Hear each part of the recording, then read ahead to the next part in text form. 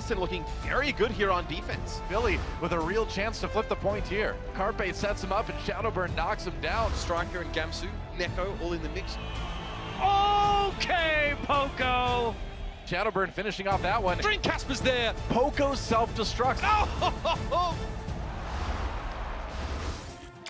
Oh, baby, that's right. We got ourselves some great Overwatch today. What's going on, everyone? My name is Golden Boy, and I am one of the hosts coming here, stepping in for Puckett, giving Puckett a long due breather. This guy has been working so hard, so they decided to call in the big guns. Hit it pretty.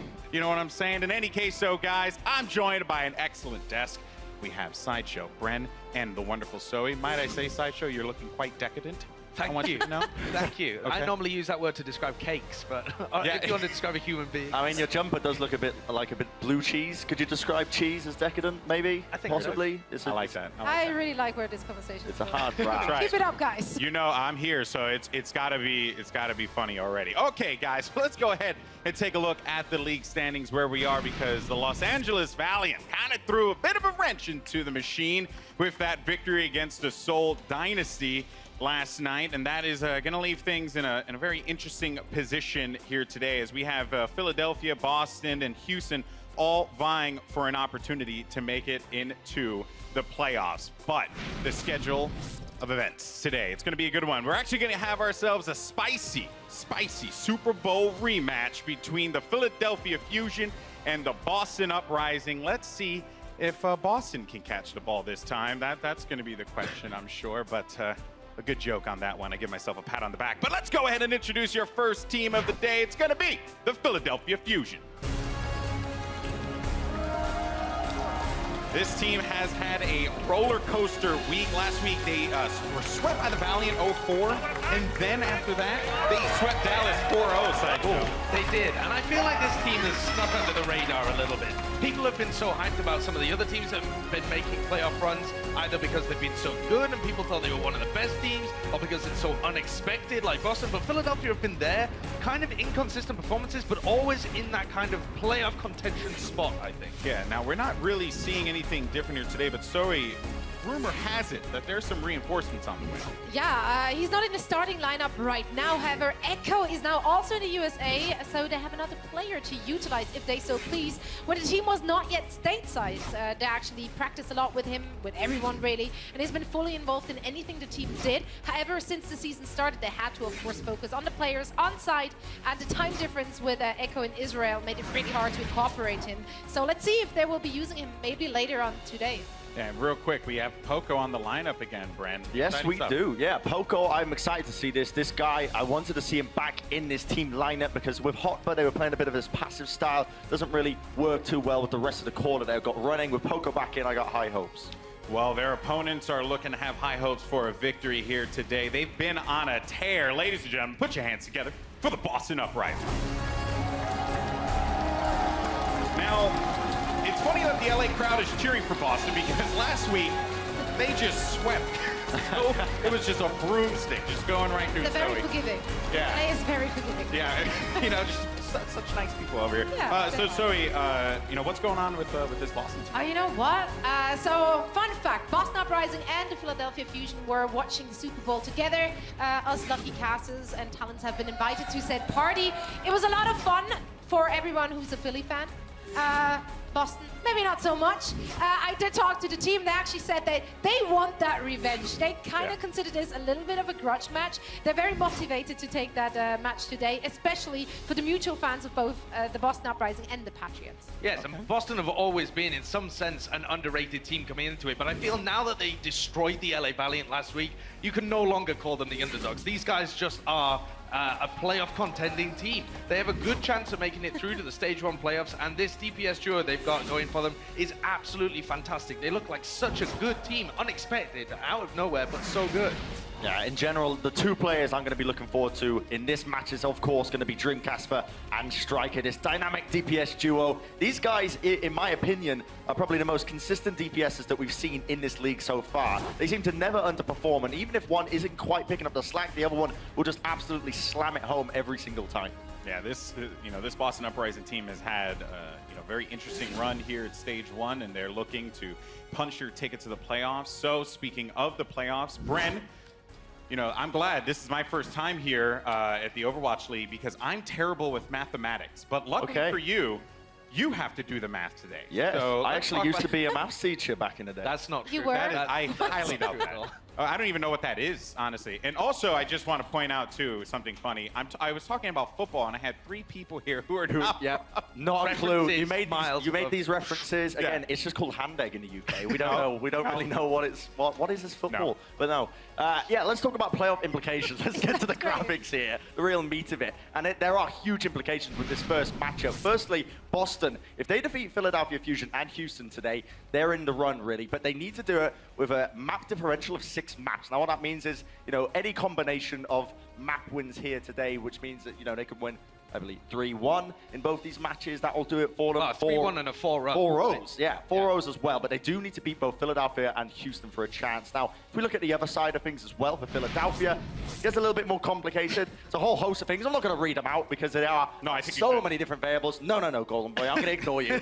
But they do have a shot in the runnings here, but there's so many different paths that we could take as this season is going to progress now in the final few days of stage 1. Yes, and the interesting point here about Philadelphia's route to the playoffs is that Seoul needs to lose to San Francisco Shock, and the Valiant need to lose to Shanghai as well. So if the Philadelphia make it to the playoffs, they all want to buy themselves lottery tickets as well, because their fate is not in their own hands here. The best they can do is just win. My brain hurts after all of that, and for due reason, because I just was lost the whole time. But the good news is we have these great Allens here to kind of run you through this good stuff. But Zoe, I know you actually had an opportunity to catch up with the coaching staff from Philly Fusion. What's going on with them? I did. I actually talked to them about their basically key to victory. What can they do to defeat Boston? They gave me 3 keys, and I'm going to just read them off my piece of paper because I have it. Why not? Why not? They said they need to peel their dives and control Striker without giving Dream Casper enough space. That's been an issue for a lot of teams going up against Boston Uprising. You control Striker, then Dream Casper goes off, and vice versa. So it's a bit tricky. Let's see if they can do it. And last but not least, they need to be ready to for their counter strats. I'm really good at reading, by the way. Just say. It almost feels a little bit like a pick your poison kind of situation. It right? really is. You shut down one, and then the other one's just going to pop up. Striker, he's down. Oh, here comes Dreamcast. And that's why, for me, the big DPS matchup here is between Dreamcasper and Shadowburn. They have to make sure that they are winning the 1v1s, particularly when it gets down to impact on Genji. Both of these guys are known for their Genjis. Shadowburn easily has double the playtime of any other Genji in the league overall, apart from Dreamcasper. He's the only one that's even close. And these two guys have been consistently performing unbelievably on this hero, and it's been part of what makes Boston and Philadelphia so good, is that they can rely on their DPS players to clutch performances in fights that perhaps they shouldn't be able to win. But when you look at the head-to-head stats between them, the biggest one to me is average time holding Dragon Blade. Shadowburn easily holds his Dragon Blades for the longest out of anybody in the league. So he has the highest playtime, but he also holds on to them. He waits until the opportunity is perfect, or the fight just rests on a knife's edge, if you pardon the pun, and then he whips out. You're fired. And then he whips out the Dragon Blade. So between these two guys, I think Dreamcastle is going to be more of the aggressive initiator. Shadowburn's going to try and counter and save it. Yeah, and then not only do you have the fight with the ninjas, but then you also have a fight in the air as well. And Bren, you're going to have to talk about the Farah game here, because we're going to be kicking it off with Eichenwald. And as well, we're going to see Ilios, and we're going to see a lot of fire play out of these two teams. Yeah, precisely. These two maps are brilliant for these Farah matchups, right? Teams running the Farah push on Eichenwald throughout many stages because it's such a vertical map, but also Ilios. You can use that concussion blast just to knock people into the well when you're on Ilios, off the map in various situations. And how these two players are now going to be matching up, if they can win these Farah duels, that will be the decider for me, the key to victory in both of those maps, in Eichenwald and Ilios. Okay, so this is it. It's a big moment for both teams. Playoff implications on the line, some more complex than others. But who do you think is going to win? Sideshow, I'll start with you. I think I've underrated Boston the entire time here. And on paper, when we came into the league, their roster didn't look that good. But they've proven me wrong, so wrong. And so I feel like it's impossible not to go with Boston in this matchup. Even though Philadelphia Fusion are very good, Boston have looked so clean, the DPS have looked so strong, and Philadelphia Fusion crumble a bit when you up the pace. So I've got to go with Boston here.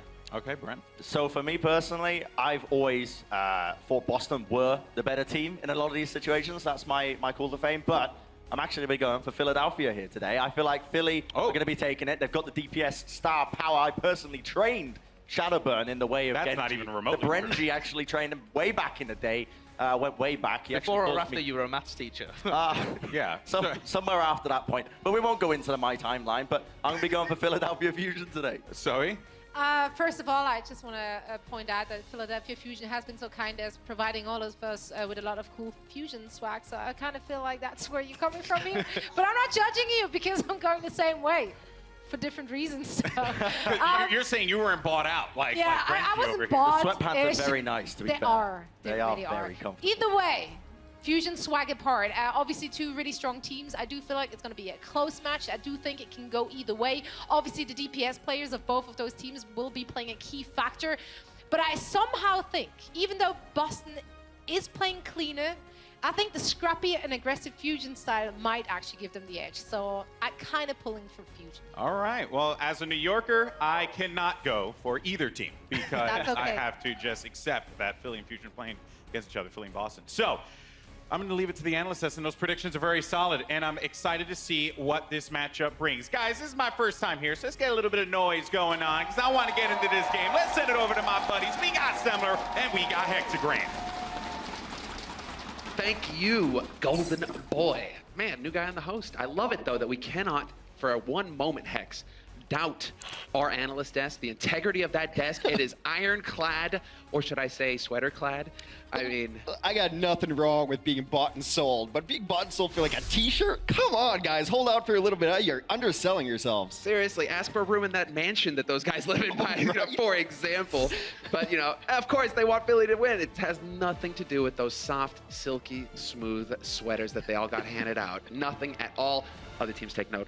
So, moving into Eichenwald, Hex, this is it. It is going to be a massive series here because playoffs on the line for both of these teams. We have to say, though, that Boston, they are looking a bit ahead.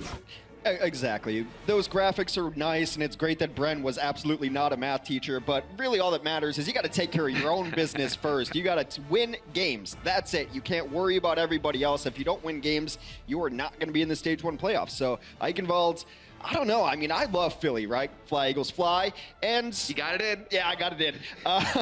But I think Boston has the definite advantage in this matchup. You look at the win rates on the maps. Boston has not lost on Eichenwald. A lot of that is because Dream Casper owns the skies. Asfara is averaging over 12,000 per 10 minutes on this map, one of only 4 people in all of Overwatch League to do so. So that's the problem you have to deal with. And then moving forward, Boston just has better stats on the map pool for today. I'm loving it because this, yeah, exactly. They are looking better, Boston, but you're speaking about Dreamcasper, about Shadowburn owning the skies. I mean, I think it's pretty clear that Brenra owns that desk. He is in fine form today. The Brenji, he is here. I'm loving it, man. Strong start to the day, and I only wait to see more as well. Strikers decided to off himself. For some reason, we all get to see that. It is in the, it's not actually in the game yet, guys. Don't worry. Yeah, there's a stat I was talking about, Casper the Friendly Pharaoh. I couldn't remember the specifics of it, but our stat team does fill us in right there.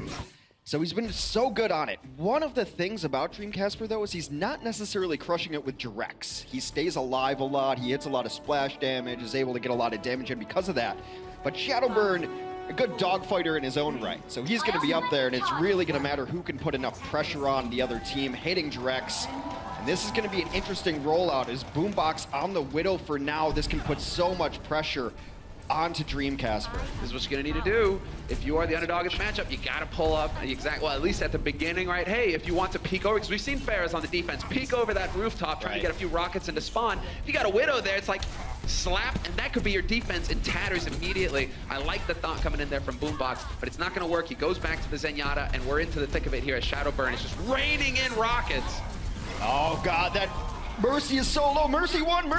No one's able to get back and deal with Kellex. They try to. And Dream Casper will put down his opposite number, and they have to reset here. I love that we get the Shadowburn camera at that particular moment. That man looks so ruthless. He's like, it is only a matter of time. We came close, but that man he is dead. He is dead to me, and it will be just a matter of time here as Philly will get the reset. So we'll see how they decide to change things up going into this next push. Pretty sure Shadowburn will find that Mercy kill eventually here. He will crush you, emotionless. And absolutely dominant in the sky so far. As we move forward, though, Casper's nearing his barrage. Carpe's going to have a pulse bomb up. Those are the things you want to look at in the next fight, see who can get the opening kill. So often can lead to a fight win in Overwatch. I know we got Carpe on the flank here. Looking to see if he can catch somebody out. Her pulse bomb has been used as well, and so he'll be recharging that, but of course Tracer gets it so quick. Definitely expecting that. Carpe, though, has to dodge out, takes a rocket to the face, just barely survives that one. And yet again, Philadelphia Fusion repulsed. Yeah, absolutely pushed back. I hadn't heard that term to really describe that before. Repulsed. They're not repulsive. That's right. A bunch of handsome fellows on there, Fraggy. Yes. But well, speaking of Pulse, Striker's going to have his for the next fight, and that can end it before it starts if he can get to the back line there. But so far, there's been almost no pressure applied to Dreamcasper there. Kellex has stayed super far back, been able to actually Guardian Angel and get some healing on everyone else. But this is a battle of the towers, as one is going to sit behind a house. The tower up there is for that offensive power to hide behind. They're not really going after each other. It's kind of been a truce in the skies. been a bit of that ground game, and that's beautiful from Striker. Forces out the Transcendence early on in this fight. Not going to have it for the sustain later on. Philadelphia Fusion, they have to get some kills right now, but Striker wins the duel versus Carpe. Neptuno is there with the res, obviously, and so the fight will continue. But Philly, they've used quite a bit here to get the ball rolling for themselves. Carpe back alive. Dreamcasper going to get out of there. They tried to use that as an anti-air. They end up getting two, but Kellex will bring them both back to life. Resurrection meta still in full effect on our patch till the end of stage one.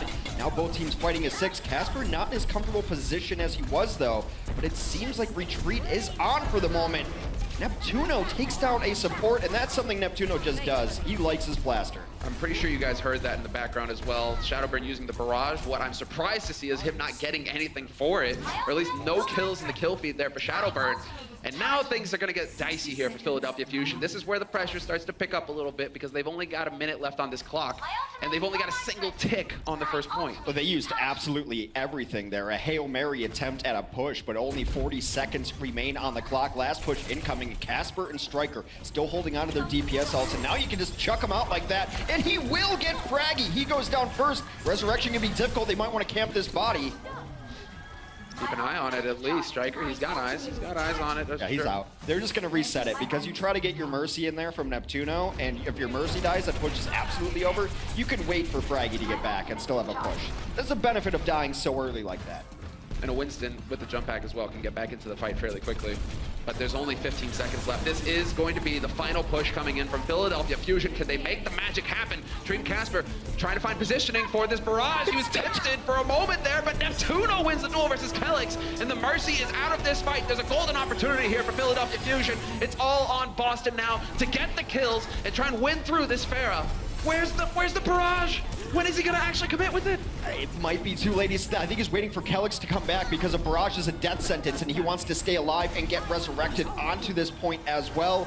Still holding it. There is the counter Valkyrie from Kellex, who rejoins the fray. Super late in the game as well, and now we can keep an eye on Dreamcasper. This could be what ends it all here for Philadelphia Fusion, and not even gonna need it. All of the focus on that ult, and yet his teammates are doing all the work in the meantime. They hold a hard hold here on the first point of Eichenwald for Boston. A fantastic start. A ridiculous hold. I think some people have softened a little on Mercy because she's not in the live patch, right? So I want to give the Mercies all the credit in the world here. Neptuno getting his pistol out to deal with Kellex in the sky. That damage got him up to the Valkyrie so that he could pop it first, use the Valkyrie in that fight. The stall out from Boston to wait until Kellex got back, and Kellex was not really dying that fight except to Neptuno, oddly enough. Mercy's played very well there, so, you know, the ire has gone out of my life for Mercy. I'm accepting it now. Now I'm enjoying seeing good Mercy play. Well, Hex, we all know now at this point it's because there is a light at the end of the tunnel. When you are deep in the darkness and you see nothing, you wonder, you're grasping around looking for a shred of hope. You know, you just got that little crack there. Letting in the light. The light at the end of the tunnel is a beautiful Harmony orb. And now Zen is right back where he needs to be. It's illuminating the biotic orb that's drifting past as well, and the grenade going flying through. And you can just see Moira there as well, painting her fingernails, getting ready for the next season. But here we go. That's an astounding hold. Boston, I have them as favorites in this map because they have such a high win rate here, but to hold like that is so difficult to now match as the other side of Philadelphia Fusion. Philadelphia has to full hold here. Otherwise, They're going to lose this very first map. 49% on the board. This will be exactly that. A one-map lead, perhaps, for Boston. Philadelphia could be looking to draw things out, however, and take the fight to the assault map that will be coming up next. I believe that's going to be Lunar Colony as well. And so, hey, you're going to get to see your Bay, maybe. Moira could be in the fight there. We'll see who's going to decide to get into that. So now, push begins for Boston Uprising. No time wasted here. Already, Gamsu just leaping into the fray. Bit of the third person there so we can get eyes on that sexy skin. Gonna kind of let them in. Never mind. Boombox does what Boombox does. He ends fights before they start. The volley of orbs right around the corner finds himself a Tracer, and that is a full reset. However, they're able to get a trade here late for Carpe. Offensive reinforcements are going to come a little bit sooner, so trades are going to benefit the offense. So this is also where did Carpe die? Is Neptune, is it even possible to get the res in here, or are they just going to push behind it? It looks like Boston, they realize that they have an edge. They managed to get the D-Mech very early on Poco as well, and the kills are coming through now for Boston Uprising. This is where they start to spin out of control. They've made so much progress on this point. The contest comes in at the last possible second, but they will get the first tick, and they nearly got the first map. Boston Uprising running over the defense. Philadelphia Fusion wondering what happened. Making it look good so far, exacting revenge for their fallen compatriots. Take a 1-0 lead early on in this set. Glad to see that we have so much of a duel going on. We are going to have, obviously, the replays of the different fights that were happening. Noteworthy play from him for sure, keeping on point there. Exactly, Shadowburn just getting wiped out. But I did enjoy watching the Pharah duel as well on Eichenwald, right? The decision-making from the Pharahs, do they go for the Pharah fight, that fight in the sky, or do they focus on the ground war?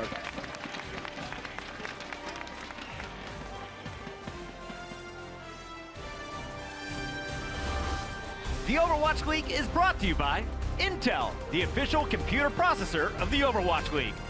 T-Mobile, America's best unlimited network.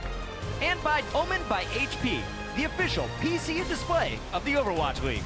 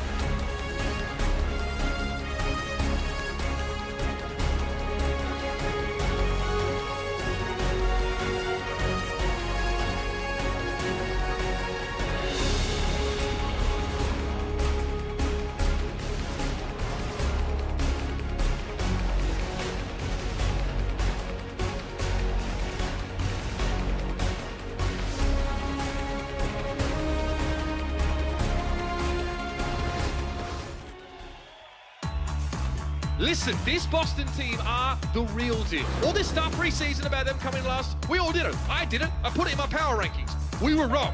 People need to wake up now and realize that these guys are out here and they're hungry. Everyone thinks of us as the underdog. People think of us as nobodies. It's like, oh, these guys came from nowhere. They came from like low-tier teams. So just to show how we can prove ourselves and we can mesh as a team and show that we're the best. And oh, Casper! It's just adding insult to injury now. We're looking really confident right now. We feel very confident right now, and I think if we just continue to improve off that and feed off of that, we can do really well. It's going to be the Boston Uprising. They hold up in the heat. Get a 4-0 here against the Los Angeles Valiant. Well, halftime, we like all got together and like Huggy like did the talking thing and shush. After we won, we did a countdown to get up and do it. So half of us did it, half of us didn't. So it just looked kind of weird. I did it. I did it.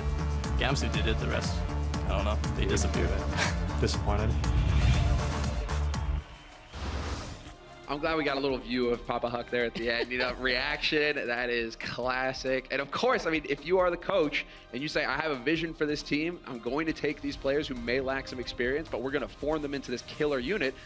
And he's certainly done fantastic work as a coach. But Mitch is right. Everyone had him about 12th in their power rankings. I did not. I had him like 11th. You had him 11th. Yeah. But look, there's a lot of potential in this team, and I think it's really embodied in Dreamcast for someone who worked his way up the ladder, got a chance on some of those teams that didn't get a whole lot of play times. It was weird because when he did get to play, he showed those moments of his potential that you've got now, and now he's one of the biggest stars in the Overwatch League. So underrated, no longer. I think going into next year, their power ranking position will be, or next stage rather, will be very different. Significantly higher considering the performance they just put on versus Philadelphia Fusion. If you're just joining us, Boston are in the lead up 1-0. They dominated on Iconvalve to start things off, and so we have Lunar Colony coming up next, an assault map and a fun map. A variety of strategies that we get to see on this map, including your girl Moira.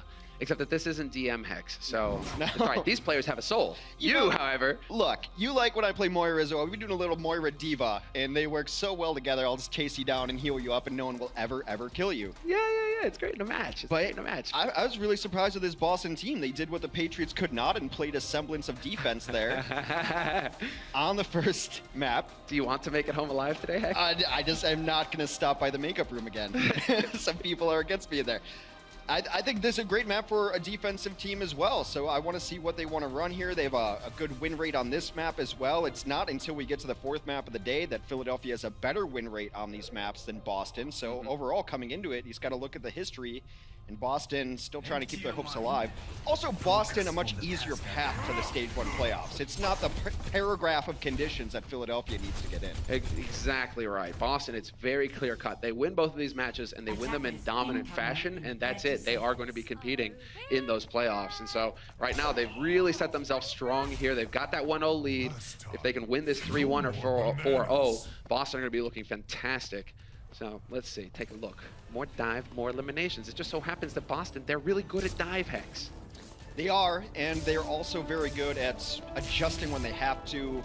Mostly on Oasis, they ran that really cool Slambulance early on, and we'll see what happens when we go over to Control, even though it won't be Oasis today. But both teams running a mirror match right now. You have to wonder if the defense for Boston gets aggressive on a counter dive or they try to catch the dive. That's always the big first question here. That is a bit of a choice here from Boston. We have seen them be very aggressive with the counter dives as well. Like, oh, you want to dive? Well, we're just going to go and dive you and kill your entire team in the process. So we've seen it be very effective for them in the past. And you can see, I mean, they are just waiting here for Philadelphia to commit. Poco gets frustrated, decides to go in for the fight, take a little bit of a peek, but guess what happens? Dreamcast reigns supreme so far. Shadowburn is out of it. Instantly rezzed by Neptuno, of course, with that resurrect, thanks to the Mercy, but Carpe trying to create some space, going for the back cap there momentarily. It does pull them a little bit out of space. He is able to get Casper in the back lines. However, Casper takes down Poco in turn. Both teams now evened up. And Casper still has his blade, so they're going to wait on that one, likely to come back up. I'm liking the positioning here as well, kind of keeping that presence at the back of the point with the tanks. And so Carpe, sure, you can come in here and tap the point. You can try and bring Boston back towards it, but with these tanks that he's having to deal with, there isn't a whole lot that Carpe can do apart from be an annoyance. He is creating some space here for his team to try and get in here and actually initiate on this fight, but we have the wings out for Kelix already. However, Carpe gets the stick on Nako. Kelix, though, with the instant res, but It's all good here for Boston so far. The kills are just coming in so quick for them. Well, Philadelphia holds off on their reses until now, starts bringing a few back to life there from Neptuno. Dream Casper back in the mix. So, despite all that, we're now 6v6. Striker does strike first blood yet again. Boombox and Shadowburn now out of this, as the defense will continue to hold strong. Super solid, and also some great patience coming in from Boston. You know, reading the fight. They still have 2 ultimates left over for the next engagement as well. Both of their tanks now. One of them can go boom, and the other one can just start swatting people around like kitten toys. I like the disengagement from them, though, because you saw how Carpe treated the Winston himself, and you're going to mess around all day with the Winston as Tracer, and you're just going to farm ult. And then the moment the Diva shows up, I was like, nope, I'm out of here. I don't want to deal with both of you at the same time. So they have their rotation back, and then they're all in very good position on the defense. Oh, Fraggy decides to pop the Primal Rage to start the fight off. He is looking to get in there, and he gets the key kill! Calyx is out of it immediately right from the beginning. This could be the difference maker now for Philadelphia Fusion as Carpe, he whips his pulp bomb. Still, we have kills coming through, even without Calyx in the fight. It doesn't matter. Boston, they're still finding all the frags. Well, this could be a Tracer's Playground, though, because no more healing is left for the Boston Uprising. They could be able to get in there and finish off some targets. However, Note very high up. Note's going to go back, give Calyx a Guardian Angel target. There it is. So the taxi service. Yep, and now he will fly back in. Calyx better leave him the tip. Because of those late kills, they were able to bring back exactly what they needed, and still not even a tick on the point. We're at a minute now, somewhere. The defense has been fantastic for Boston Uprising so far. Philadelphia Fusion, they keep throwing themselves bodily into the fight. They are brave. It's just not quite paid off yet. However, we do have a couple of key... Yeah, exactly. The big kills come through. Note out of the fight very early on. That's a beefy target. Dreamcasper will be brought back to life by Calyx, but it's looking like finally Philadelphia Fusion are going to start making some progress on this point. Well, odd that they don't want to come back in because Calyx now has his Valkyrie up, and Neptuno's has already been used. They will force the issue, come back in. Now Dreamcasper's got his blade out, but it is going to be transcended through. Nako back in this mix. Wonder if they keep going all in here. A Transcend comes in. They are all in on this defense. They're willing to tell you that. I mean, all of these seconds that are getting burned off the clock is going to leave Philadelphia Fusion very little room to maneuver with going into the next fight on the B point, as the point will take over Philadelphia Fusion. They've got that going for them, but they only have 4 minutes now to crack this indomitable defense on the B point. But it flips the percentages of the support ultimates so much. Neptuno 65, Boombox 50%. Everyone on Boston Uprising support squad is below 20%. They will have a huge support advantage window. You're gonna have to wait for Fraggy, though. I love some of the ragdolls in this game. Absolutely, man. Especially, yeah, when you get those mines involved, bodies just flying through the air. And they managed to hold out, and so quite a bit of percentage gain there for Calyx and Nako both. Neptuno is sitting on Valk, however, and so we'll see if he decides to start the fight off with it going into the next one, really try to push the advantage here. They should know they have advantage based on how that last fight went, that Boston burned everything to try to hold it on.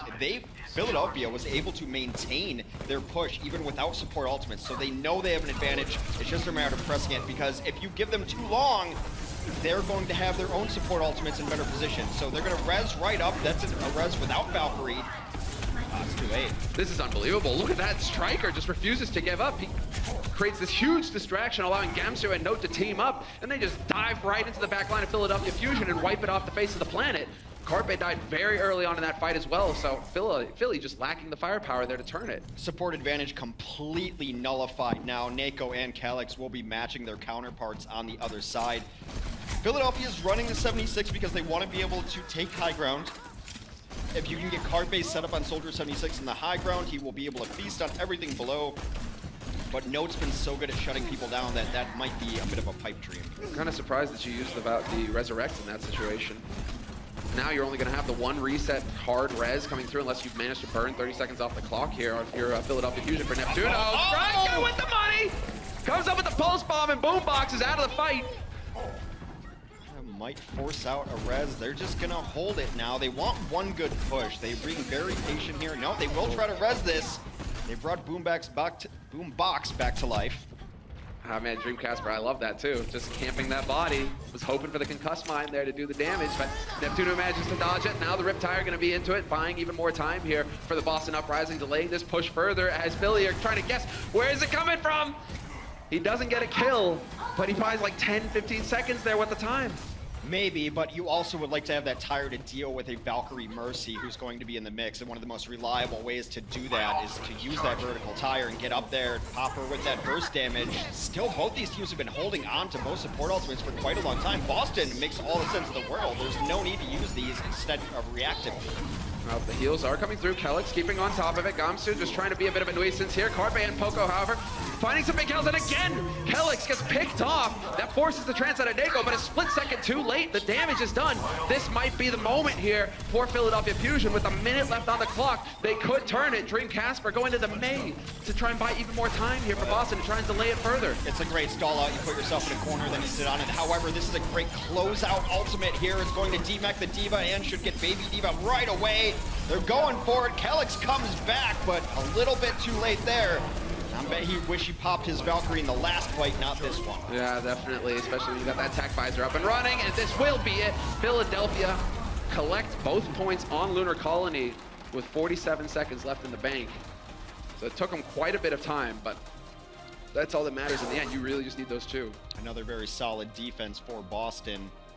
Kelix had this moment where two people died on his team, and I thought the Valk was coming out instantly because you don't want to get snowballed on last on assault maps. Anything you can do to bring people back to life is always going to be very good for you. But then he died, and it was essentially over from there because Neptuno was going to hold his. Just that split-second decision. That's the kill that we were looking for right there.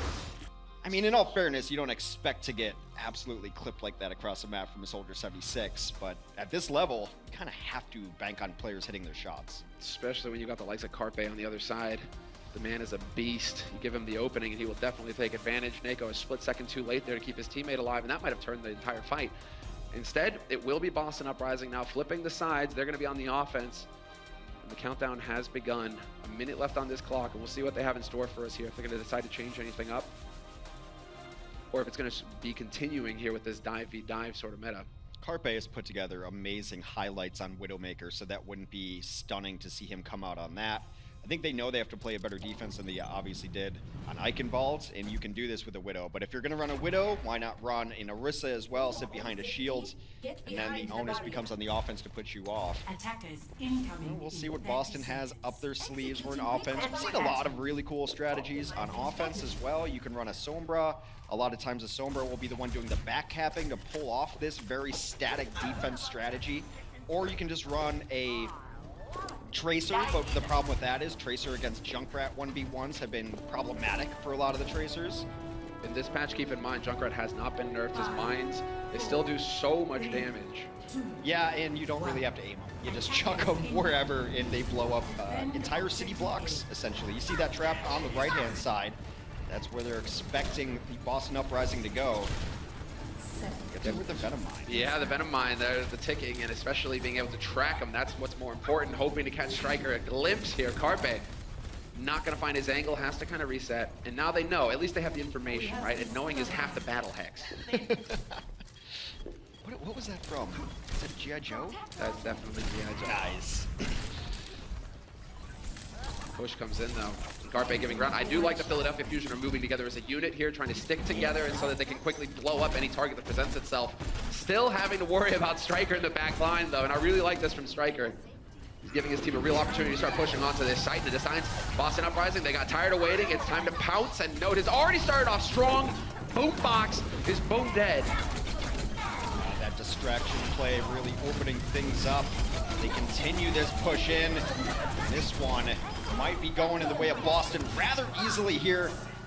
Look, an alive Tracer is always a threat, has to pull them back, and it just, I call it opening the door. You see it a lot in Volskaya or really any assault map, that if you're a Tracer and you're alive, and you're doing any sort of pressure, especially on first point areas, the front door starts swinging open. And that's when it allows the rest of your team to come in, and then you can coordinate the strike. I mean, it's tough to say when everything goes down, you know, exactly what the positioning is right now for Boombox, but he is definitely having a bit of a sad time of it. Shadowburn on the brink of death, he manages to barely stay alive. Tyre will get spotted here by Striker. We'll see if he can get the kill, and yes, he does save it. Shadowburn gonna be frustrated by that. Pulse Bomb is here, and Dream Casper whips out the blade, beheads Boombox, but gets blown to bits by Shadow. Valk out for both teams as they try to bring people back to life. Neptuno does so with Poco. We are back to 5v5 on the point now. Striker still been a tear. Tries to take out his counterpart. Carpe in a lot of trouble. Will be hunted down from behind. Now Boombox in that same trouble. I love it. Striker doesn't even hang around. He's going to go Helgen, help out on the point. Decides to get the other support. Neptuno is gone. Poco doing the dance, trying to stay alive, and it is not looking good now for Philadelphia Fusion. This is a situation where Boston can continue to stagger these kills one after another and eventually cap this point with a massive amount of time left on the clock. 5 minutes and 46 seconds left in the bank compared to the minute for Philadelphia Fusion. In this matchup, Boston looks like an extremely complete team. Defense on point, offense on points, and speaking of points, they love to 4-0 this set. I mean, it's not only about winning for Boston, it's about winning in a dominant fashion to try to get into these Stage 1 playoffs. Philadelphia needs to find something in the tank to pull this back. You can see Fraggy doing a bit of the talking here, trying to rally the troops, trying to get the team together. Well, Shadowburn just looking supremely unconcerned. He's completely unaffected by anything that is happening in this server. He'll get his kills. Now it's up to the rest of the team to start waking up here. And Boombox, you could see, just for a glimpse there, a moment, you could see that he wasn't looking too happy. I mean, he's had a real rough start on the first 2 maps of this battle. And the manner in which Philadelphia plays means that Boombox has to protect himself a lot of the times. When your tanks are diving in, you're going to be all alone, sometimes back there with Neptuno, but sometimes the Mercy will even leave you to go on the dive. And when you're running pure dive, Zen's world is difficult because you're really just like, here's an orb, I'll see you guys later. You know, it's like the Home Alone, right? He's Kevin, he's left behind. He's just gonna sit there and try to defend himself against these sticky bandits looking for his life. Okay, in that case, Hex, if we're gonna go down this route, you know, where he just needs to accept, he needs to channel, you know, Zenyatta, he just needs to be the Buddhist monk. Life is suffering. Yes. Once he understands that, it's all good. Maybe he'll unlock his potential. Life is suffering for Zen in these dive conversations, unless you can just defend yourself and kill people. Dive comes up onto the right-hand side. A lot of people getting very low. Fraggy will be the first to fall. Seems like a theme for the Philadelphia Fusion. Brought back to life, but now they are behind a little bit in the resurrection. Just channel your inner Jonak. Channel your inner Jonak. Yes, I make my opponents suffer. That's what you need to do, Boombox, and already it's looking a bit better this time around. The attack coming in for Philadelphia Fusion. They don't have a whole lot of time to work with, though. 20 seconds left on the clock. Will these kills make the difference? Kelix is out of the fight. No res possible now for Boston Uprising, but they still need to get on the point. Great pack control. They need to get on the point and stall out, but without their D.Va in mech, that's going to be that much more difficult. Striker falling means that Philadelphia should be able to get some progress here on the points. If they're coming back in here, I don't advise them to do so. Too far away, too short-handed, especially without one of your tanks. Can't contest this. Philadelphia making a nice run of things so far for 1 minute. Super solid. And the DPS stepping up big there for Philly, finding the kills. They've also gonna have Valkyrie for this fight, and they're gonna get themselves to a lot of ults if they can use that Valkyrie to keep people up and alive, and then they will have everything going for them. This is their only push on the last. Self-destruct is committed in. Poco manages to survive, just a nick. He will still be in this fight. We've got eyes on Shadowbird now, and of course, this is going to be the most patient Genji with the blade. When does he decide to start hacking people to bits? He's looking for those squishy targets, I'm sure, as Gamsu gets cleaned up as well. Philadelphia Fusion turning it around, perhaps a collapse of Boston, and there it is. Spots his target, looking to hack him, but he's not going to close the distance. Kelix too far away. Very difficult there. Patience, I've been told, is a virtue, but not in every sort of case right now. Shadowburn will get taken out by Dreamcasper's blade. Dash through on Neptuno.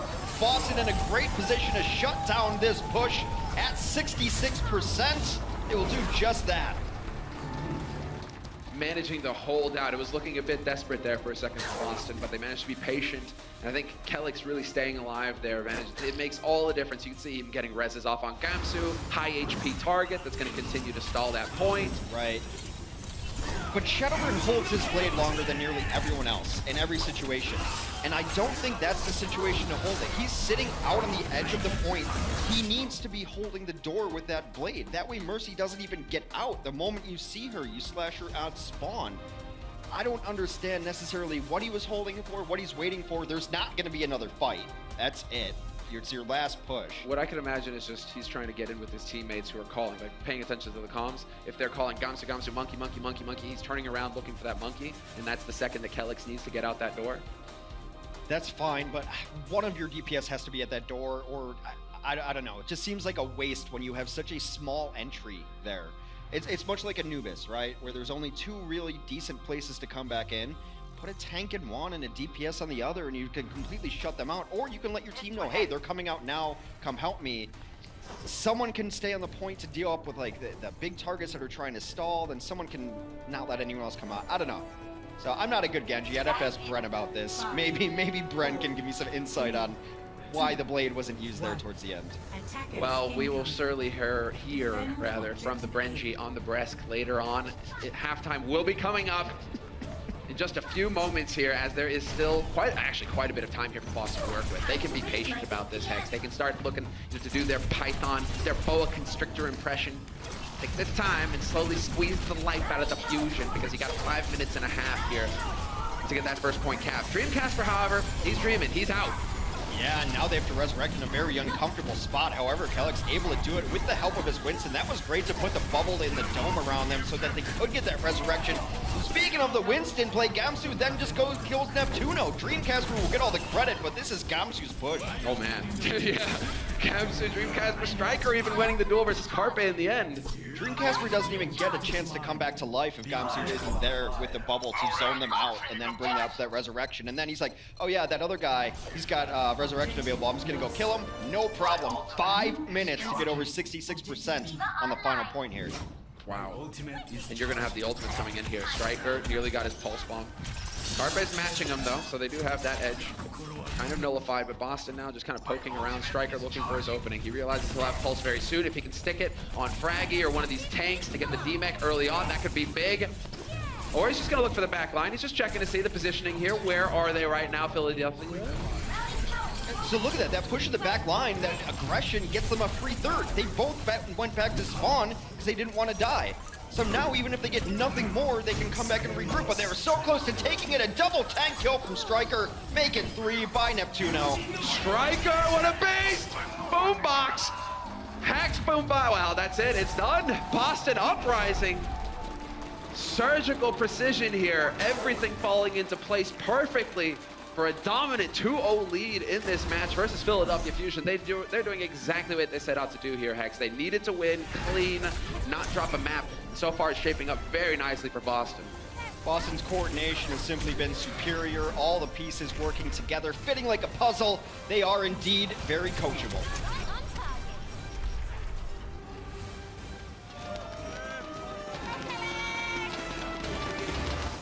The Overwatch League is brought to you by Omen by HP, the official PC and display of the Overwatch League. Intel, the official computer processor of the Overwatch League. And by T-Mobile, America's best unlimited network.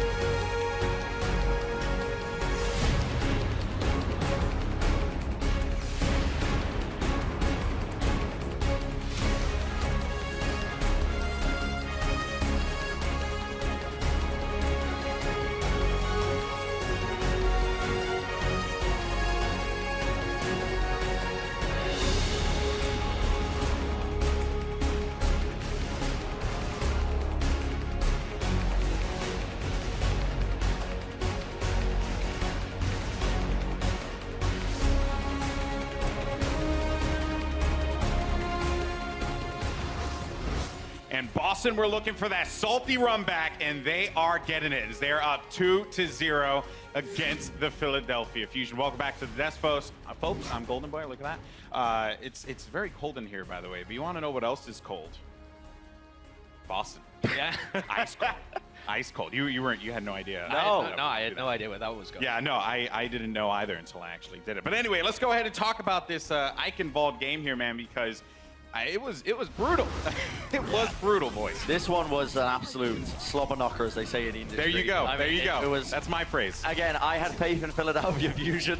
I thought this is going to be a pretty good match for them if they play to their strengths, but we didn't really see much of that at all. And we saw a very passive sort of intro. They were trying to poke and prod at the initial point, but there was a lot of sort of disjoint between how Carpe and Poker were playing and how Gamsu and Striker were playing, more notably. Yeah, and really, when we set this map up, we were talking about the Pharah fight in the sky, but because these guys are both so good, not only is their aim so good, but their movement and their awareness is so good, so they actually just kind of cancelled each other out. They weren't really having too much of an effect either way, but boy oh boy was Boston winning the fight on the ground by a country mile. They were slaying Philadelphia. As they tried to have slow approaches, just the tanks and Striker was syncing up so beautifully well. Yeah, it was very impressive. And, you know, I want to learn a little bit more about that play, that final play on point A that Boston had. So I think it's time for some, Brent, are you ready? I'm ready. Insights powered by Intel. We're Sideshow.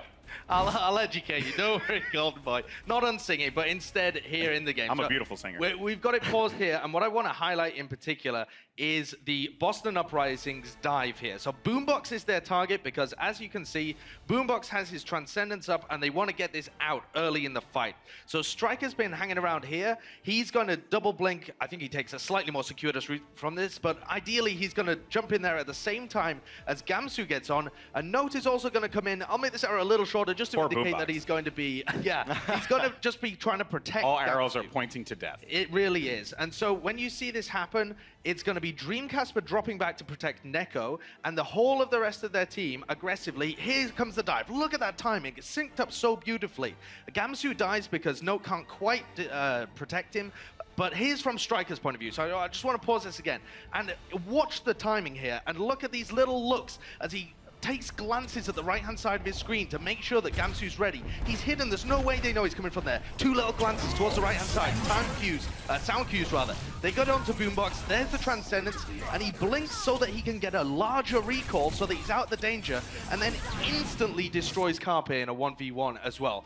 That's the insights by Intel, but just to show you how insane Striker is, being able to set up on these dives, because if you're coming out of nowhere as a Tracer, the enemy team has no counterplay to that. They just can't expect it. It's so beautiful watching Boston set up these I would have plays. preferred if you sung. If I sang it. Yeah. Unfortunately, I'm tone deaf, so that's not. That is not true. You have the voice of an angel. That's true. Okay. I heard you last night. You were singing Wonderwall or playing the guitar. Oh yeah, that was your Apartment Valentine's steps. Day, right? You guys are Valentine's. So Yeah, he's wonderful. Honestly, someone set this guy up. He's a great man. This is terrible. Okay, so let's move on to Horizon here, and it seemed like you know, they just kept on bringing the pain because Boston, they were just giving it to Philadelphia here, and despite the best efforts of Philly, it was just all Boston. Right, and this was a reoccurring theme, right? I mean, Philadelphia Fusion, they tried to once again play sort of slow poking style coming into it. With a similar sort of strategy they went with an Eichenwald. It worked out a lot better. They did manage to get that first cap. They managed to get the second one as well. But in general, Boston's ult economy was so much more clean, and their dives were a lot more crisp. They really just had a lot more cohesion compared to Philadelphia's sort of style that they were going for. Maybe as a signal that they are a little bit untested playing this sort of passive style of dive. Yes, and I think in general, Philadelphia Fusion have tried to slow down and catch the dive, as Hex was saying. The idea there is that when Boston commit to it, you're going to kill the players that go in aggressively. But instead, they are just getting abused because they're giving too much room to Boston, not playing aggressively enough themselves, and so Boston can set up these coordinated plays. I feel like you have to put more pressure on Boston, otherwise they're going to be able to set up these orchestrated plays, and you just have no chance once they've set up. Yeah, but you mentioned pressure, though, and Bren, one thing in particular was Gamsu, man. This guy was all over the Genjis and just did not hold up at all. Yes, yeah, and I mean, this comes in part of Dive, but we've got a lovely little clip that shows you just how effective Boston are. So this is when Shadowburn was using his blade. Now, they had no support ults on the side of Boston to sort of counteract Shadowburn's blade, but Gamsu, and this is Boston in general, they save these ultimates, like the Primal Rage, like the D.Va Self-Destruct, stuff that's going to disrupt, basically, Shadowburn from getting any value out of his blades, because they know he likes to hold on to them, which we mentioned in the pre-show. We know he likes to be a bit patient with them, and they knew that it was coming, basically. They have these timings in their minds. They know exactly when these ultimates are going to be coming online, and that just shows that Boston are sort of in another tier when it comes to reading the ultimate game. Yeah, but then you also had some weird moments too, where like, you know, they would read the ultimates very well, and then out of nowhere, like, they'll just get completely swarmed out because they'll just perform some bad ults at that moment, right? Like you'll see like a tire just fly out. Yes, and I think once the pressure was on their tanks, they find it difficult to set up synergy between support ultimates and tank pressure because they're so far away from each other. And so I think that's just an innate weakness, perhaps, that other teams might be able to abuse. If you put loads of pressure on Gamsu and Note and try and play Junkrat or Soldier and put loads of damage on them, they won't be able to get that same ultimate value out. But to your point, Bren, it's very clear that when Boston are reading those ultimates and when they're executing like some of the best in the league, and it's very impressive stuff there. But another player, too, has been very impressive. We highlighted him at the beginning of the show, was Striker, as a matter of fact, and he has had quite the performance here in this matchup. So he really has. On the second map, his KD, his final blows, compared to his amount of deaths, was 17-2. The guy only died twice and he got 17 individual picks. So he's the one that's going in at the same time as the tanks. And this is where communication comes in so much, because Gamsu and Note are telling them when they're about to engage, and Striker comes in from a flank and gets these picks. And the guy's got talent everywhere. He's hitting pulse bombs. He's nailing the timing. He's got crazy aim, and he's not dying as well. He's being able to survive in these situations. People were saying, the other players, that he might be the best tracer in the league. I didn't believe it. I'm starting to now. Okay, we get it. You like it. Yeah, well, I mean, none of us believed it really, because we were like, this guy has just come out of nowhere. There's no possible way he can really start to perform on this level. But no, this guy, and I mentioned it in the pre-show as well, is the most consistent DPS player alongside Dreamcasper. These two players that we've seen in the league so far, they seem to never fall off in these games they're playing. They seem to never really drop off at all. And even if one player is playing average, the other one is just going to step up massively. And Striker in that game was an absolute pain train, just ramming through Philadelphia the entire match. I guess that's just a credit to the recruitment team over at the Boston Uprising, and of course, the president of gaming, Mr. Huck, Mr. President. In any case, though, if he's somewhere here, he's probably mad at me now. In any case, though, what a first couple of games here, man. I mean, Boston, they're up 2-0, and they're showing no signs of slowing down. Can Philadelphia bring it back? Maybe force that game 5. Who knows? But we're going to find out after the break. Ilios is up next, and we'll see you on the other side.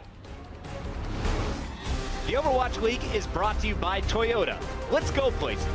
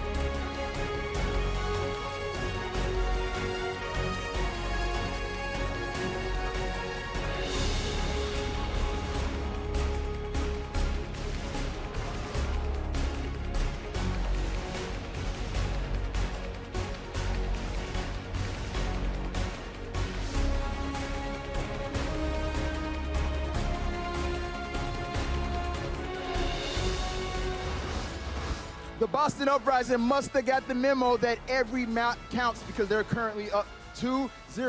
Will the Philadelphia Fusion let this match slip through their fingers like a wide open Tom Brady? Let's find out and get back into this one with Similar and Hex.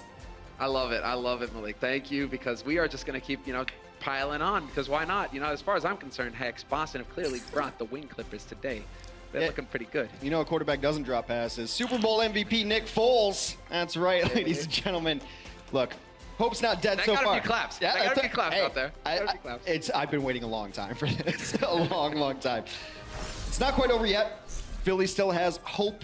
They have to win Ilios, they have to win Junkertown, and then we go to a 5 here. But it's not looked very good for them so far. No, Boston definitely showed up to play today. They have looked dominant. They've looked clean, more importantly. Their pushes are on point. It seems like the comms are flowing. And when it's on defense, they just look like they're putting up this massive wall, and that Philly are just banging their heads against it. You know what should scare teams about Boston is even as we go forward and maybe the meta adjusts in stage 2, I think teams are going to revert back to what is just the dive. And Boston's dive looks so absolutely clean and on point compared to the other teams. I think if you're building a team like they did with Boston, you start with like, guys, let's just go dive. It's been so good for so long. It probably will always have a place in the meta, regardless of how things change around. Sure. I don't think we're ever going to go back to just quad tank versus quad tank. Dive will always have a place, and that should scare everyone about Boston.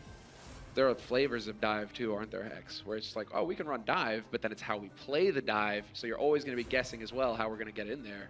Yeah, dive typically, though, is very much in Boston's wheelhouse. Tracer Genji, Winston, Diva, and then, whatever else. I guess, supports are supports, but you can pretty much run anything else there. But a nice Zen and a Lucio would be the most traditional of traditional dive-style compositions. Of course, I don't know if we will see it on this map. This is the outlier of Ilios. This is Ruins. You see a lot of Widowmaker on this map, and getting first control of the point with Widow can lead you to a 99-0. That's exactly it. We're not going to be too surprised to see the Widows in play already. Carpet looking for the long shot there. Not going to find it, but that's fine. Won't come as a surprise that he's running Widow. He's definitely one to be feared. And so looking for the clever angles already. Now it's a question of where is Dreamcasper? Can he spot out Dreamcasper, win that duel to start, and give his team the strong side that they're hoping for here on this map 3? Yeah, playing a mirror match, I think he's waiting for his team to call out where the other Widowmaker is so he can find an angle, look for a grapple shot. Round 4 will begin with no Widows drawing blood just yet. Poco trying to dive around, but he gets DMX very quickly, kind of stuck out in the open there. Striker winning that fight. Gonna force him to go to work with the Bunny Blaster here. Might be in the fight for a while, but really Boston is like, yeah, sure, tickle us, it's fine. We're gonna go ahead and, just tear the rest of your team apart. Took out both tanks there in that engagement as well, so now they're in a good spot. That's a nice kill, though, from Carpet to take down Dreamcasper. It means that perhaps he can stay on this Widow even though they don't have control of the point, which is usually not the case. Yeah, this is gonna be big. Striker having to back off. You can see Poco, Fraggy in this case, but they're just not wasting any time at all trying to hop on this opportunity here. Philadelphia Fusion Striker with the cam. Nope, now taking that duel, just goes charging right through him. Nope, taking down Gamsu back to life though, so they are not tankless at the very least on the point. Striker continues to try to do his best to carry on this point. Might be too much now with both tanks out of the mix. Even though they're gonna keep fighting in here, they get some respawns back in, but it might be a little too late. It was probably time to pull back, but they want every percentage point they can get, and it's nearly 50 here. Now Carpe's in the position he wants to be. Control of the map, control of the Widow sightlines. Yeah, we can take this if you are Philly, but Boston, right? All right, you're almost up to 50%. The big thing here is that Carpe has won that duel twice in a row now versus Dreamcasper, and so Dreamcasper's got his infrared up. Yeah, if he's gonna win it, it's going to be this next one where he's able to see where Carpe is, and Carpe does not know exactly where Dreamcasper's coming from, but that's why he's playing so far back. He wants his tanks to scout out where that Widow is so he doesn't just get pop-shopped. Well, Shadowburn gets picked off by Dreamcasper, and so that space might be costing him. Fraggy trying to get in here to punish. He's gonna go ahead and Primal Rage right into the corner. Dreamcasper, will he survive? No, Fraggy gonna beat him to a bloody pulp. That's the kill. Fraggy now has given Carpe all the space he needs to get in here and get back to work. However, despite that kill, that was a big body off of the point, and they ended up flipping it back over. He went all in to try to take down Dreamcasper, did just that, but there's no one to help on the point, and they just get a very simple flip back. However, a lot of that was because Kellix did burn his Valkyrie there, so Philadelphia in the right mood to disengage. They should have the advantage in next fight. with both of their support ultimates available, and both these Widows are nearing being able to see through walls, which makes a very interesting battle. Yeah, it's going to be a lot of fun to watch. Who comes out ahead there? Fraggy again. This time he takes out Striker. Big kill to start things off here as Philadelphia Fusion looking to flip this point back their way. Shadowburn trying to keep the pressure up. That is a ballsy play, Kelix. Right in the middle of nowhere. And of course, Shadowburn's going to take full advantage. Will get shut down by Nako. The damage is done here. Absolutely punished. Shadowburn, not necessarily known as a tracer, gets completely shut down by Nako, who's known as a murderous Zenyatta. Not over quite yet. They have to stay on here, and I think a self-destruct will be coming out momentarily if they so need it. No, tank reinforcements come in, and they're able to save some of these ultimates. I do like you're prioritizing the self-destruct though, Hex. I mean, we are talking about an artist, Poco. Yes. Made his reputation off of just getting money self-destructs all game long. I hear it on the ladder now, too, when people are playing D.Va, like, going for the Poco. There you go. There it is, over top. The man is known, he is feared. A lot of fun with the self-destruct. It's a fun ultimate to get into place. It feels good when you get a couple of kills with it. So we'll see Poco being very patient with it. He can also hold on to it to get that new mech if things swing against Philadelphia, but they're about to take past the 60% mark. There is no backing up for Philly, however. Boston Uprising are at 99%, so if they flip this point, it's gonna be looking grim for the Fusion. But so far, the Fusion hold Carpe, kill after kill. Carpe is gonna have to carry this team, and he is one of the few people in the Overwatch League who can hard carry a team. He's gonna have infrared sight up again. Casper's has expired and uses his, so he should have the small edge going forward in the battle. Speaking of edges, another small edge for Neptuno, who I think gets his Valkyrie so much higher because he's not afraid to just burn out the damage, get his blaster out, and start charging that ultimate up. Now you can see, Carpe now knows where they're playing from. There is going to be very little room here for Dreamcasper to maneuver, but Gamsu already starting off strong, taking Poco out of the fight very early on. But look at this, Carpe reigns supreme right now, trying to force him off, however, as I say that, and it is going to be no jumping, but no, Gamsu taking a lot of damage. Well, they do send some people back to help Carpe. They know where their bread is buttered, and that is going to be Neptuno with the blaster trying to take down.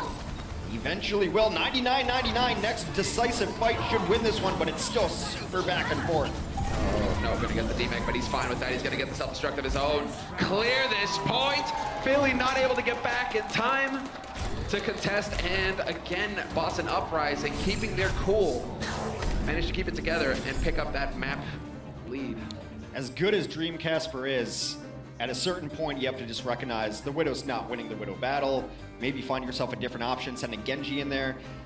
The reason I'm kind of waffling on that is because sometimes the other Widow is enough pressure to make Carpe at least be honest, so Carpe can't just go off as he wants. Casper maybe hits a body shot, but definitely just not getting the better side of the Widow v Widow there. That was all Carpe. That was all Carpe. So, we will be moving into the next point. Lighthouse here. Very curious to see how things are going to adjust for Philadelphia Fusion. Shadowburn will be going on to McCree. No shot there. Dreamcasper on one as well. Duel of the Cowboys here, see where they want to get in position. I wonder if these are blind reads, thinking the other team wants to run a Far Mercy. Casper opens up, though. He doesn't need a sight. He's got a hand canyon. Boombox is already down. Forces out that early resurrection. Boston's not done, though, getting aggro here. Yeah, because that puts Neptuno out of position with that res, and they're just going to pounce. Shadowburn dead now. And this will be the first point picked up fairly cleanly here for Boston Uprising. It's going to be on Philadelphia Fusion to flip it.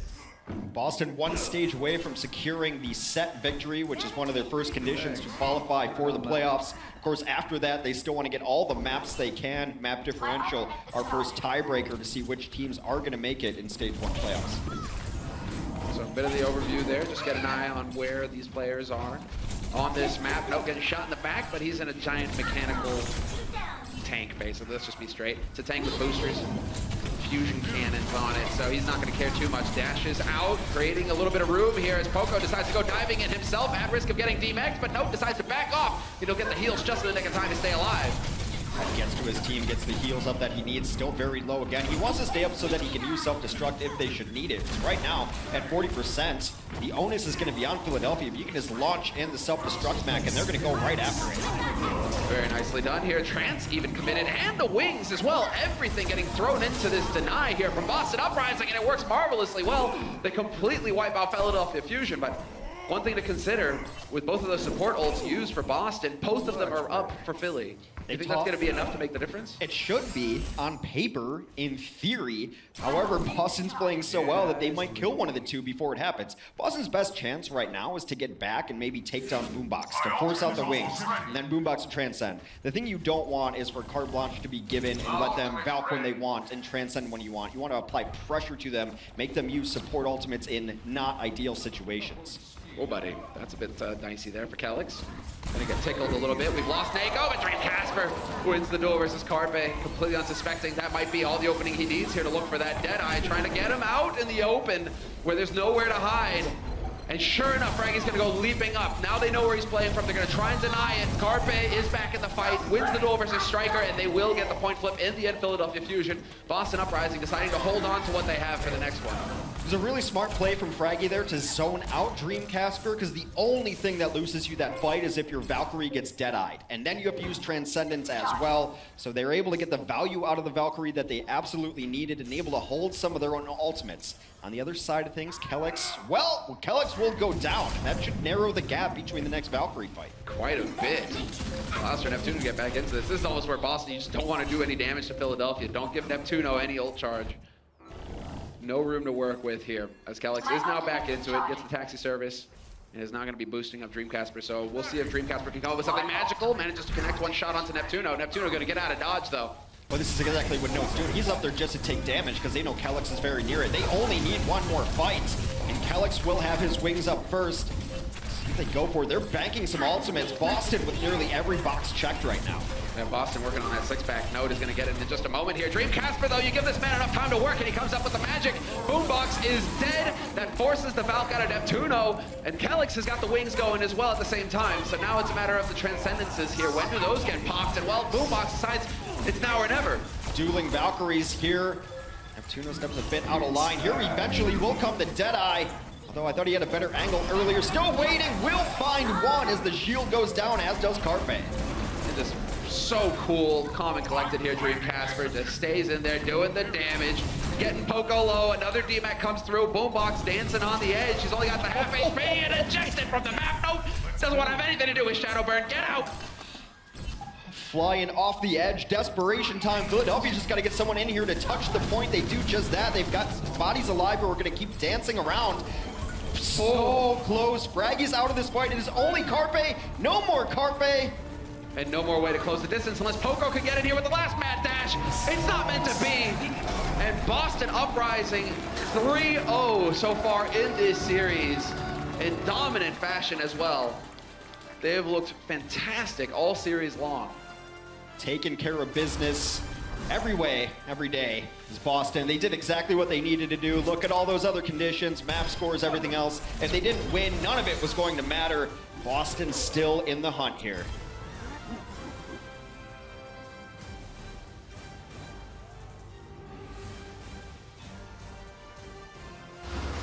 The Overwatch League is brought to you by T-Mobile, America's best unlimited network.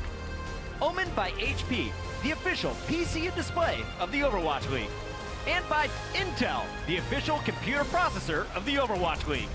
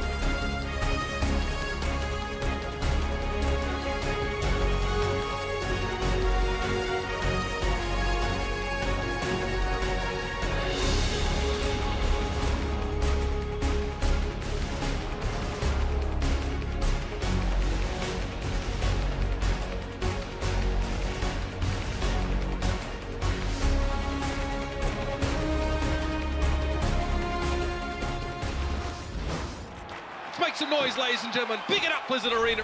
Blown out of the sky. Jake, huge tire from him. Now there it is. That's the big play. Stage 1 playoffs for us. We'd love to win it. We'd love to get first place. 처음부터 시작이 좋아야 끝이 좋기 때문에 생각을 하기 때문에 정말 중요하다고 생각해요. 센 팀이 모여서 하는 거니까 그만큼 기대가 되고 빨리 하고 싶은 그런 마음. 돈이 많이 걸려. Clean sweep. London has been out of this world. 저는 개인적으로 좀 휴스턴을 만나기가 싫고요. 좀 너무 저희 입장에서 좀 까다로운 팀인 것 같아요. 저도 약간 휴스턴이 약간 좀 무섭긴 하네요. 저희는 좀 공격적인데 우리가 더 잘해. 우리가 더 잘하긴 하는데 좀 힘들 것 같아요. Nexal for sure. I think They're actually the best team. They have the best teamwork. They have the best coordination with their tanks. They have the best backline. the most flexibility too. Most flexibility. They have the best tracer player in the game. Samuel be coming alive, man. SPV is a god. In the playoffs, when we play multiple matches in one day, it's very important that everyone stays at the same energy level because you don't want everyone to be too high or too low and like waste all the energy like mid first matches. 1등 해야지. 피곤한데 하경에만 해야지. 이제 하루에 2경기 하는 거는 겪어본 적은 없지만 그래도 좀 정신력으로 버텨야 될 것 같아요. It just doesn't seem like Seoul's touchable here. We're used to like scrimming 6 hours every day, so I mean stamina's not really a problem for us. We're a team full of grinders. When other teams crumble, we're going to stay strong, we're going to stay together, and we're going to stay tight. Oh, it's just a dominant victory here from the Houston Outlaws. 방심하지 않고 항상 하던 대로 분석하고 해서 플레이오프 꼭 갈 수 있도록 하겠습니다. 그냥 지금 흐름대로 그냥 가면 그래도 무난하게 이기지 않을까 생각은 하고 있어요. 이번 스테이지 1등은 저희가 하겠습니다. I think if you weren't fans of London Spitfire yet, Prophet, come on, man. Those guys are adorable, and they're murderers, Hex. Living up to his name, looking to make some dividends here. At the end of the day, it's about that cash money. Of course, the man named Prophet is like, it's a lot of skrill. Yeah, it's a lot of skrill. And it is. There is money on the line here if you make it to the end of stage 1. At each of these stages, these playoffs, money on the line. And so those players, obviously, I mean, they're competing for their honor and glory, but getting a little bit of a payday doesn't hurt either. Not at all. Boston locked it up, still have their chances live to enter the payday sweepstakes that is the Stage 1 playoffs. Next map, Junkertown, and I mentioned this map pool favors Boston overall, but this is their worst map in the pool right now at 25% win rate. Philadelphia looking to claw back, gain a little momentum, and of course, you know, map differential will matter all throughout the season, so always good to pick up maps here. Gotta be demoralized though, because Boston's not only won, they've won in pretty easy fashion thus far. It's looked very good, but I do like that you're pointing out the win rate here for them because let's remind everybody, you know, to get into the playoffs, we got a little bit of a clip there, you know, Dreamcast for, oh, you know, it gets really tiresome, guys. I'm like, dude, you can't be tired yet. Yeah. You need 4-0 wins here to get into the playoffs. You need to dominate in your last 2 games. And so they're on their way here. Now it's a matter of sealing the deal, closing it out. And of course, you saw some of those teams all looking forward to those Stage 1 playoffs. We have London, Houston later today as well, which should be a very decisive matchup early on. I mean, it's going to mean so much for Houston. Houston has that amazing map differential. They just have to win and get in. And then London just wants the 1 seed because they don't want to play all the extra matches. Exactly. I also like that, man, from Prophet. Some nice honesty there. We don't want to play 2 extra matches, you know. That's for the guys who are just below us, beneath us. You know, they can fight it out. Good mentality to have, especially when you're sitting top 3 in the pack, as London is. They are beasts. So now we will find out what we have in store for us here. What's that? Sweet, sweet music on the wind. I believe it is a hail of bullets from Bastion, Hex. Possibly we'll be running the Bastion here on the offense. Defensively, though, no Bastion on the field. Still going to do the halt and hook combo from Orisa and Roadhog. Striker will be trying to pop heads there as Widow. Ah, they have Striker on Widow. Okay, then Dream Casper not wanting to do it. I mean, he's got the Junkrat as well. He can definitely do some damage. And you want that junk not only for the burst with the mines. Let's remind you that it hasn't been nerfed yet, but also to burn through the shield. Nako, however, on that Roadhog will win the duel somehow versus Carpe. There's a very strong start for the defense. Yeah, I think he was on the flank there. A lot of times that defensive Roadhog will look through that room to see what he can get. Poco nails a hook, but then eats a bullet to the dome, still down there. And this is not ideal for the Philadelphia offense, getting pushed back. But Boombox trying to turn it around for his team, gets a huge kill. That is so much healing potential out of this fight. Boombox. That's 100% of their healing potential. I mean, that's big. That is a monster kill, and that forces Boston to give ground. He's like, you guys killed me all the time. Well, now I'm going to go ahead and get Kelix, and we're going to win this thing. Boombox making the plays, although Dreamcasper will win the duel versus Shadowburn. Bit of that mine to the face is not going to be pleasant. Nako and Note doing work as well, and things still looking up despite the fact that they lost Kelix there. Boston, they wisely backed off. They didn't let things get out of control, and now you've got your Mercy back on the Boston side. Fraggy just got hard focused there too. He got hooked, he got popped up, and then everyone put the fire in him. Orissa's got a decent health pool, but absolutely melted. Defense holding strong now, just hitting, just damage boosted. What it's area denial is what I call it. Spam's a dirty word. Spam, but it's so tasty. It is tasty. Of all the canned meats, Spam is definitely in the top 10. It is numero uno, and well, Dreamcasper, he's got the tire going in, but it gets picked off by Carpe. In the meantime, however, Striker gets a bit more of a valuable target there. Boombox, once again, relegated to spawn. Although, as I say that, Neptuno brings him back out of the nether. Yeah, the Striker just not being contested at all in the back line here. Carpe's got to try to find the angle on him. He's got to figure out where he is first, though. Be interesting if he sees he goes by his team, but that infra sight is out. So Striker going to be able to see everything. They know, though, that he has to be telling his teammates exactly. Striker, he has definitely called it that Carpe is in the back line, and so the instant change of positioning, not going to save his own life, but perhaps he did enough here to delay things and allow for Boston Uprising to continue to contest this point. Just two different styles right there. I mean, you saw that Carpe was still trying to get something going there, or actually Striker was still trying to get something going. Carpe's like, this sniper rifle turns into a machine gun, right? Yeah, I got this, no problem. Turns out, you know, he's got the tracking. No, just being annoying over here, contesting that point, buying valuable time here for Boston to move in and look for a fight. No, not long for this world. He's gone, and we lose Gamsu as well, and that pretty much ends it here for the Boston Uprising challenge. All-you-can-eat buffet on the cart as Boston just feeds really hard on that point on defense. They're an aggressive team, but maybe that's why this is one of their worst maps. Style doesn't play too well. This is all about retreating, knowing when to get back. Look, Junkertown, you're very rarely going to hold on first, even second. It's knowing when to hold them, knowing when to fold them, and get that ult economy in good shape. Boston should be able to come out now, but you never want to face an offense that's already got high ground on you. Exactly right. As you're moving through those choke points, those doorways, tight spots. And so now you've got Fraggy in position on the high ground, can get that barrier down. Fortifies real quick just to delay the inevitable, perhaps, as Carpe looking for the shot, the duel! They both hit shots, and Carpe will eventually lead to Shadowburn finding the kill. The trap was laid, and Striker is gone. Casper does come up there and help out as well. Defense trying to maintain here, but this whole hog is going to shut a lot down. Kelix puts himself in the corner, not an ideal situation where you want to be. On the follow-up though, as his tanks come back out, a counter whole hog will push them away and give them the room that they need. Kelix has popped his wings, and Neptuno goes down to the tire. This is big. Neptuno out of it. No res possible for Philadelphia Fusion, and this could allow for Boston Uprising to stabilize on this defense. Sure enough, although Shadowburn continues to get kills. He is waking up here in this series. I mean, it has been a bit of a long, one-sided affair in the first 3 maps, but on the 4th map, he's getting work done. Boston finally switches off the single healer defense, and they're going to switch Nako back onto his god, Zen, to try to get some more healing and to get some more damage in there, make these tanks fall a lot quicker. Exactly, the Discords, that's what you want. 30% amp damage, it's a good time if you are playing DPS. Shadowburn, point blank, rip tire right into their face, and he gets the supercharger. That leads to Gamsu's death as well, and so things starting to get pretty solid here for Philadelphia Fusion. Now it looks like they've got it, and now they've been able to cut off the Mercy from the front lines, too. Not in a great position. Shadowburn will punish that. Both supports down. Carpe cleans up. Pretty good aim for a fish. And Striker pretty much just chucks himself into that fight, hoping to delay it a second longer. But we move into the 3rd point defense now for Boston Uprising. Fantastic time so far for Philadelphia Fusion. They've got a bit more here. Just under 3 minutes. And Striker, that will prompt the change to the Tracer. There is the flank option to go through under the stairwell here, under this bridge, and so we'll see if he makes use of it. Boston switch back to their signature style of the dive here. Everyone goes onto the heroes. Means they have to hold on a little bit, though, because they're going to give up a lot of alt charge.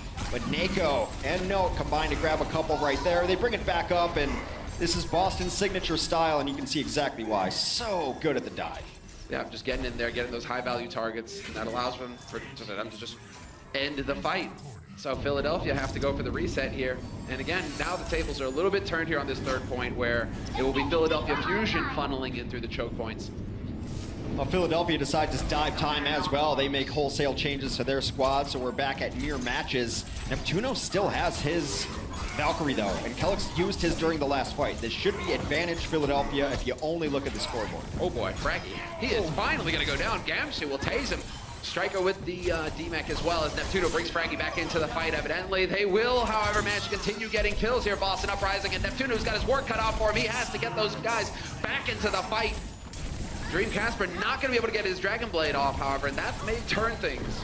The issue is where Fraggy died. It took Neptuno so far away from his team that he has to go use the Resurrection. It takes him a long time to get back and do all the healing. However, with Kellex and Nako both going down, Boston now in a tough spot with no heals, but it does not matter. Self-destruct goes down.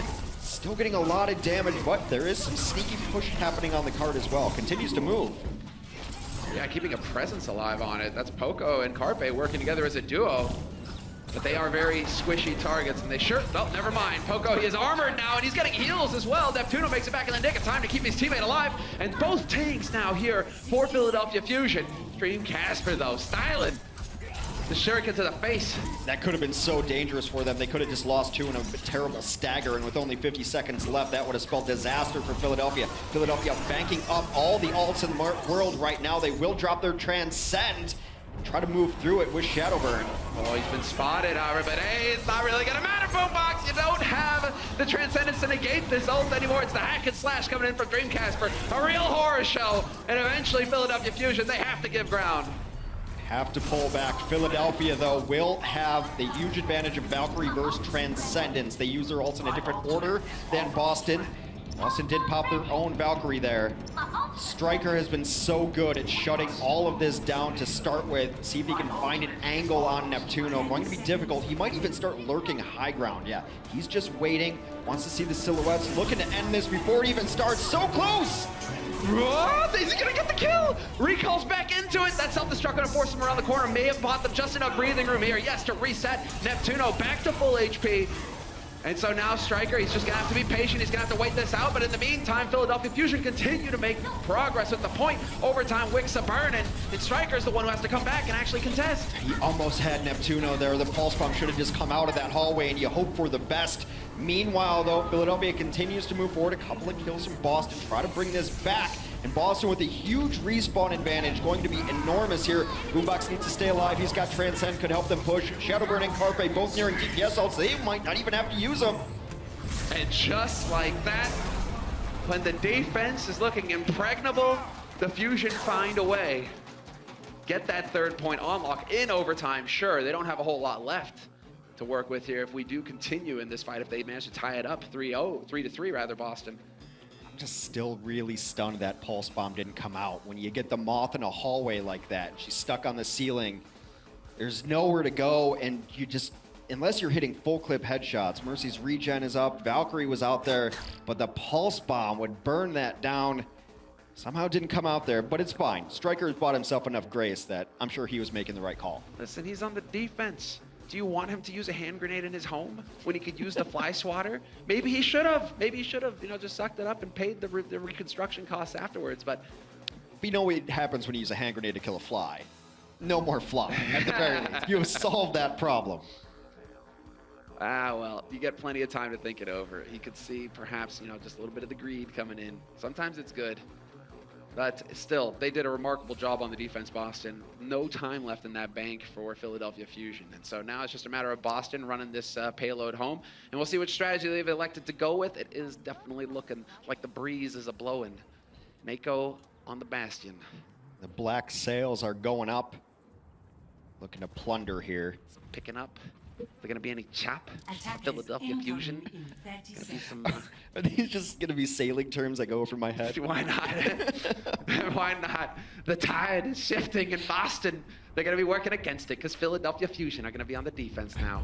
more of a jet ski kind of guy. Jesus, Hex, no. Say it ain't so. Come on, you're not one of those guys. I'm just like... Well, next time you go sailing, let me know. I'll rent a jet ski on the beach, and we'll hang out. We'll toss some football back and forth. It'll be fun. You're not even going to tell me. We're going to be out there, and all of a sudden I'm going to see this jet ski just come barreling at us. Is that Hex? Could it be? I'll be the only jet ski out there. Well, trying to set up the pirate ship here. As they get out on the offense, they want to get some good pressure there. Now Nako on the cart.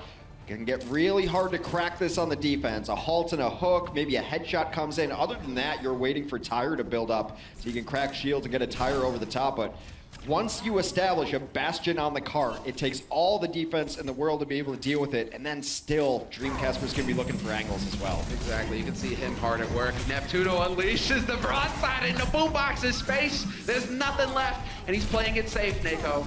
Manages to back off and stay alive. Very patient stuff, not trying to force it. Striker, though, that is the big money kill right there. Neptuno is gone, and it's time to plunder. Neptuno out of this fight, there's absolutely no chance for them to continue onward. And whenever you kill a Mercy, one of the small factors is your Mercy's still charging up, even if it's just using the passive ability of the countdown that charges up to your ultimate.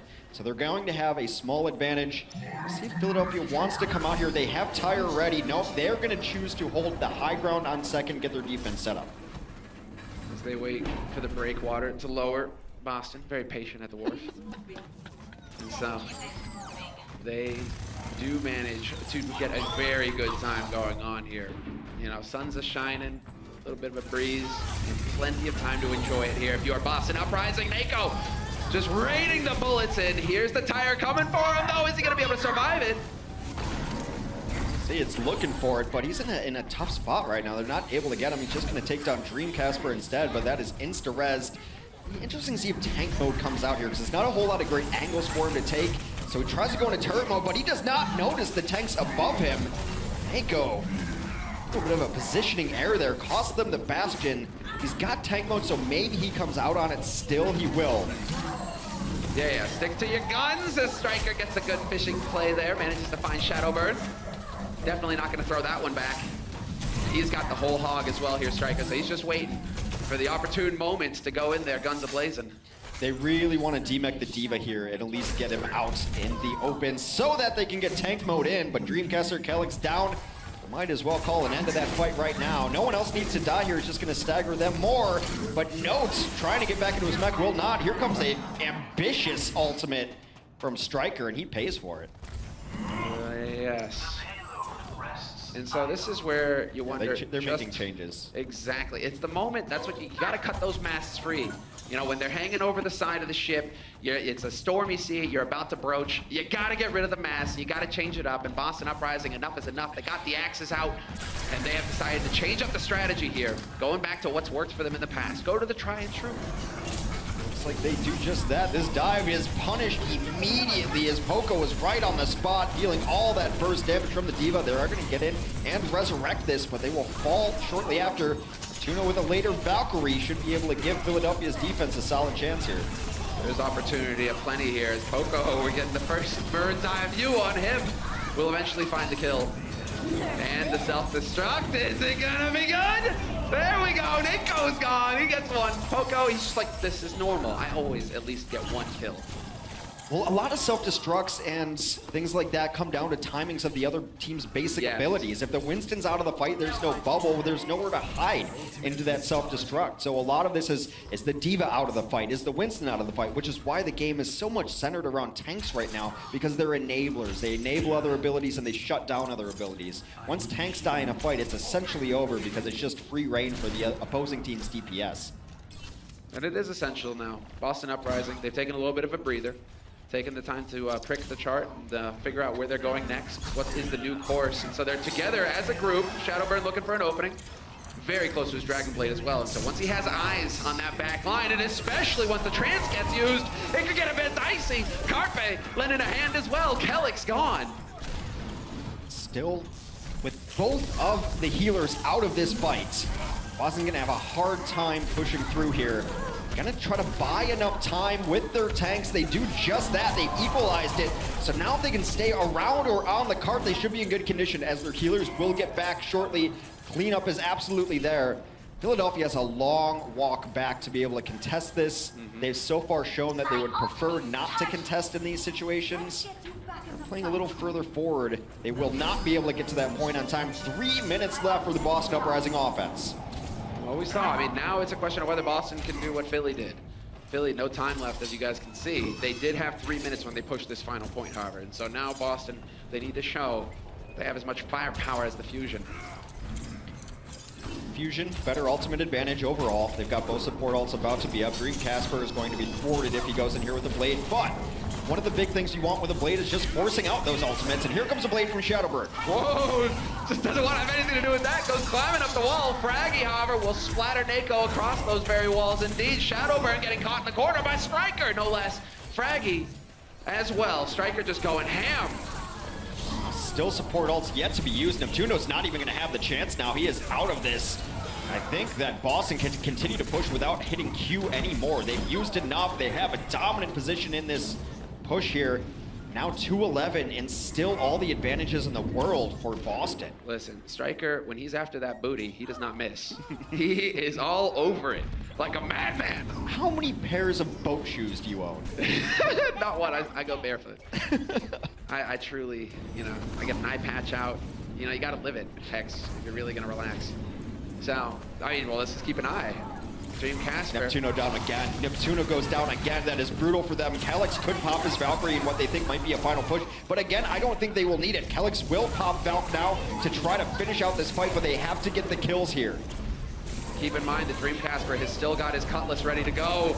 And he's been so patient with it as well. He's just telling Shadowburn, hey, you like to hold on to yours? Watch me. I'm going to wait for the opportune moment to come whipping out and start beheading people as Boston Uprising. They are still in this fight. Calyx, with the Wings Ablazing, is able to bring his teammates back into it as well. And this might be the turning point. The trance is used, and that's all Dream Casper was waiting for. It's time to hash him to bits. He's got it out. Shadowburn did take down 2, and it's the most important 2. It was all the healing for the Boston Uprising on this push. Philadelphia still in a decent position to hold as the last tank will fall. 60 seconds remain for Boston to try to 4-0 this set, which is so important for them and their chances in the Stage 1 playoffs. Everything on the line, and we'll get a replay because we have a chance to breathe here as Shadowburn, all eyes on Dream Casper, and he gets right in on the money targets. No way for Nako to survive that without the Transcendence. And there we go. That's some of the classic Shadowburn Dragonblade that we've been waiting for. The man is very patient, and that time, it paid off big. Arpe had been switched to McCree for a bit. So trying to hold on to this defense. A zoning ultimate, a zoning Deadeye could be the order of the day. He also may be holding it for thinking that Calyx might get back in here with another Valkyrie. That fight went on long enough that there was enough healing output. But he's going to pop it right now. Nako puts him down. From downtown as well. That was so far away with the volley, but it was perfectly timed. That might be all the opening here for Boston Uprising. Can they turn it? Will this be enough for them to pull forward and tie it up 3-3? Trance has been used by Boombox, and now that's going to open it up here for Striker to get in with the pulse if he wants, and Nako's got one of his own as well, and Dream Casper whips out the blade and goes to work. Neptuno fell early in that fight, so that was so much healing down, and now the DPS ults come in and clean up. Boston will finish out here on Junkertown. We're going into a second round here. 1 minute on the clock for each team to see how far they can push this payload. That is not a whole lot of time to work with here, if you're getting into it, if things are going to get spicy. But given the offenses and Boston's strategy versus Philadelphia's strategy, you'd have to favor Boston because their first push was much better. They got the Bastion in position, whereas Philadelphia took a little bit, lost some people early on, had to reset a few times. So given what we've seen thus far in the map, the 1 minute kind of sudden death situation favors the Boston Uprising. And we still have about 40 seconds for both of these teams to check the powder room. Get those powder monkeys a pounding through the decks. You know, make sure you got the guns ready to go. I'm learning so much. So much. I'm pretty sure that, like, well, powder monkey isn't really a term that you hear too often, but those were the kids. And it was brutal to be a powder monkey back then as well. Because you were, you know, everything's flying all over the place. You're this tiny kid, you got cannons going off in your face all over the place, and you're the one who has to run from the powder room, not the place you want to be, all the way into the action and back again the entire fight long. Not pleasant to be a powder monkey back in the day. Yeah, I'm glad I live in a time where powder room generally just refers to the bathroom. So it's much safer time. All right, Pirates aside, I thought I was up on my Pirate stuff too. I've been trying to learn for, Pirate stuff coming up. Master and Commander, everybody. Fantastic movie, but the series, the books, even better. Go and read them. All right, we're into the thick of it now. 45 seconds on the clock here for Philadelphia Fusion to make some magic happen. For them to go off in Boston's face. Can they make it? Well, the dream, I mean, here it is all about just ruining Boston's. It's very much looking like Philadelphia's first push, just kind of slow going here, setting around corners. They are going to get some progress now with less than 30 seconds left. If Boston can win a decisive fight, that cart will stop right where it is. Boston were very good in that first round defense of hanging back, but not this time. Nako yanked into the open and they get pounced on. But Dreamcasper's there. A kill on Neptuno could mean the difference. Allows Dreamcasper to have some room to work with here, and they have managed to stall out the cart yet again, shot after shot. And finally, Gamsu, oh no, Fraggy gonna be able to get the barrier down. Maybe that's enough, but I don't think so. That is a lot of Boston blue in the kill feed right there. Neptuno comes back in, but he gives up his life rather quickly. Neptuno's had himself a rough map here on Junkertown thus far, maybe feeling a lot of pressure to try to carry this team, and no one's going to be able to touch it. That's it. That's where it'll stop.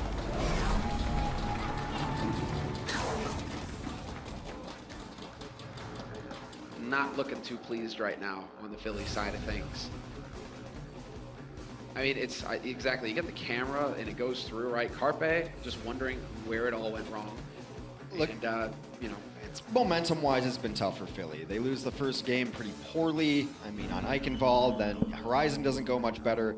And they know that their kind of dreams to get in the Stage 1 playoffs are a little bit dashed here. It was a long shot to begin with, and now you can kind of see them overplaying. And I think that's why Neptuno has died as much as he has in this map. There's a lot of pressure. He's trying too hard to make plays rather than falling into place with his team. The teamwork in general for Philadelphia has not been on the same level for Boston today.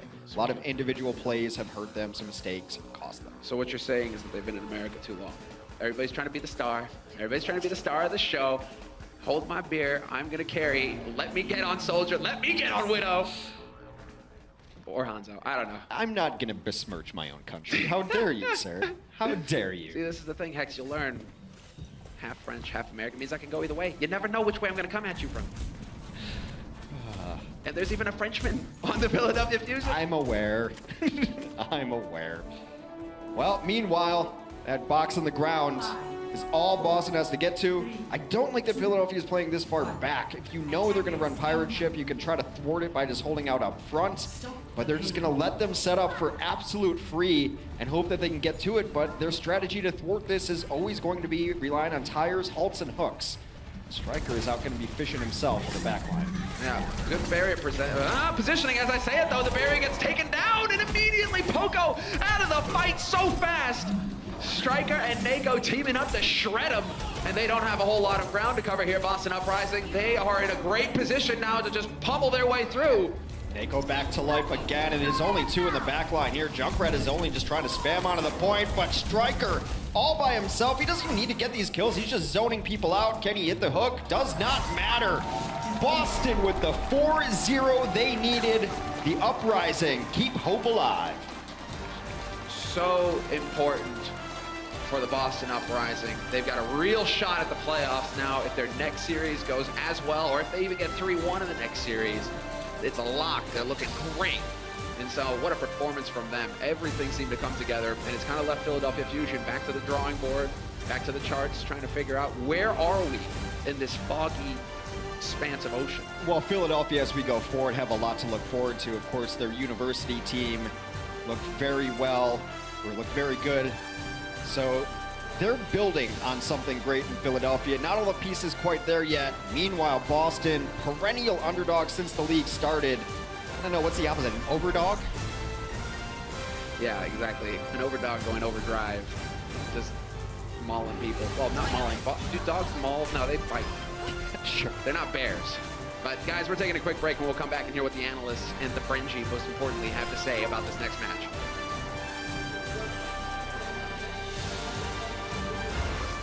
The Overwatch League is brought to you by Intel, the official computer processor of the Overwatch League. T-Mobile, America's best unlimited network. And by Omen by HP, the official PC and display of the Overwatch League.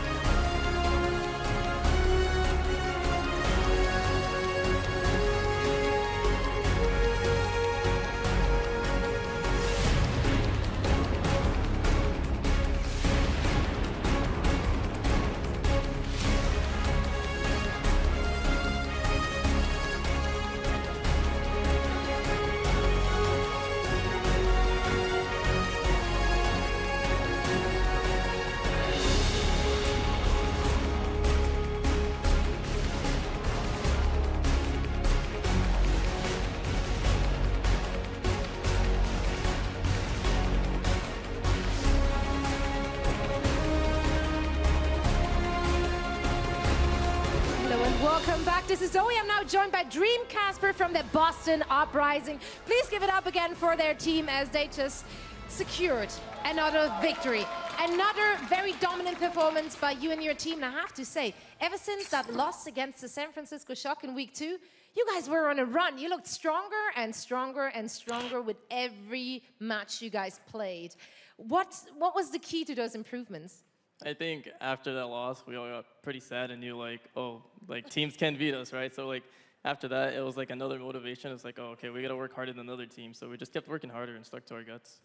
So you got your Super Bowl revenge here. Does that mean anything for your team? I think it feels good. At least we got a win out of this week. And Shake, I'm pretty sure our coach is really happy with the work we've been doing. All right, yeah, feels good, man. Feels good, man. Now, let's look ahead. Houston Outlaws is going to be your next opponent. You need to win. Yeah, you can give it up for them. Don't worry about it. I appreciate it. So yeah, Houston Outlaws, next opponent. You need to win 3-1 to secure your playoff spot. Can your team deal with that pressure, with this additional pressure? I mean, personally, I play good with pressure, but I think it does put a lot of pressure on us because Houston Outlaws is a really good team. Legendary Jake, I'm scared of it, and I'm going to try to prepare for it my hardest. All right, well, we can't wait to see what you guys have in store for us. Thanks very much for joining me. We're now heading over to the desk with Golden Boy and the guys to break down the action. All right, well, thank you so much. Always good to hear from Swag Daddy Dream Casper, who is feeling himself oh so well on that one. And for due reason, because they, gave the stomp into Philadelphia, made Mr. Kraft very happy today. He's still scared of the J-Crat, though. And he is still scared. That's coming up. That's the next thing on the horizon. I heard Jake was raised by rats.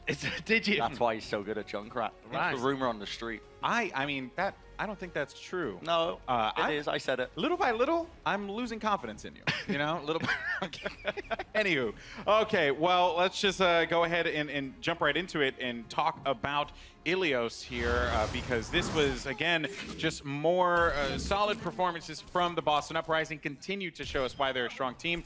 But one thing in particular, Carpe on Philly was going off, but Boston tried to shut that down quickly. Yeah, so Carpe was basically the game plan for Philadelphia Fusion. They were putting all these resources into Carpe throughout this map to try and make him pop off. He was their win condition. They thought, if we just make sure Carpe never dies and gets all the damage done, this is our best shot at winning. However, didn't quite work out for them. Boston knew that when they were focusing so much on Carpe, they just had to apply a little bit of pressure, and suddenly Striker could just roam free across the map and just absolutely cause devastation on the entirety of Fusion. Yes, and in theory, this should be a good map for Philadelphia Fusion. Boston are forced to go over to less divey picks. They have to play the Widowmaker on Ruins, otherwise you're just going to get torn to pieces. McCree incredibly popular on the other two maps, along with the Pharah, which is in Dreamcasters' wheelhouse, but you're moving away from the Genji, so theoretically there was an in there, but Boston just ground them out. It was a great play of the flexibility of Boston Uprising as well. They can play more than just this dive, and that teamwork and the bare fundamentals still carry them through. I'm actually really glad that Zoe asked that question about the loss against San Francisco Shock, because that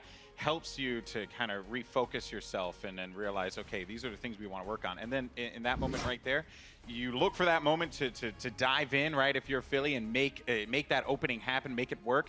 But because of just the composure of Boston, it's very clear that this team is very practiced. Yeah, I'm loving it. Losses do motivate you to get better, right? So next week, not me, Bren should be way better at predictions, because he absolutely dropped the ball on this one, along with Zoe. We're going to skirt past this one, okay? Wow. I had a few under-the-table packages sent to me in the forms of sweatpants and T-shirts from the So are you saying that you can be easily purchased? Yeah. Your analysis is easily purchased with sweatpants. Precisely. London Spitfire, you're next. I'm expecting it to be shipped. I live at so-and-so. I'm not going to say my address live on stream. I was about to. He thought about it for a brief moment. I thought about it for a very brief moment. I was like, that's an awful idea. Let's not do that. It really was an awful idea, but it will actually be pretty dope sweatpants because Spitfire has some pretty dope colors. I'm just saying. I happen to be a fan of that little baby blue. You know what I mean? In any case, though, let's go ahead and move on to Junkertown here, because now this was we started to see Boston struggle in this, and it was because Junkertown is such a weird map with that wide open space, just a lot to play around with, and Philly were having a field day there for a little while. Yeah, because the way that Boston plays with their dive is that you have to set it up beforehand, and you have Striker hidden, you have Gamsu in a place where you can't put early damage on him. That's impossible on Junkertown until really when you get to the final stage where you do see a lot more dive. But these first two stages so open, so you have to play this slower pace composition. I feel like that started flowing much better for the Philadelphia Fusion, apart from their A attacks and defenses. Yeah. And unfortunately, when you do go to overtime, it's basically about who can execute the A attack and defend better. But overall, this was a much more vulnerable showing, I would say, by Boston Uprising. That shows if you take them to maps they're uncomfortable on, there is a very good chance of being able to beat them. But the upside to that is the fact that Boston seem to be only uncomfortable on Junkertown, right? Yeah. Because of the way it's designed. There's no other map in the game that's like Junkertown, that's so open, that doesn't suit sort of Boston's playstyle. Every other map has these little tight corridors that you can set up dives, which is where Boston really starts to excel. Yeah, but it's just that the odd layout of Junkertown, but it you know, adds some refreshing gameplay, right? And that's what we always want to see. The pirate ship. The pirate ship. And Semler apparently is a pirate. You know, I was looking on Reddit and people said that they think Semler is an actual pirate, and now I'm a little concerned because I sit next to the guy in the office, and I'm wondering if he's going to just look at me and go, "Yar." You never realized when he has that pet parrot he always carries around with him? Do you think that was just... that makes a lot of sense. And the gold, the bags of gold. Man, I tell you, everyone's just, ha-ha. Okay, so we gotta move along here. We gotta move along to our player of the match, sponsored by Omen, by HP, and it is going to be Striker. He is the player to look out for, and he was swagging out pretty hard that game. Yeah, big fan of Striker. I mean, again, we mention this guy every time Boston play for very, very good reasons, because he just seems to outperform absolutely everyone in the server. He shows up multiple times per game. Never really a dull moment in the life of Striker, is he? Yes, and I think some credit has to be given, or a lot of credit, in fact, has to be given to Gamsu and Node, because those guys are fantastic at being able to coordinate with him.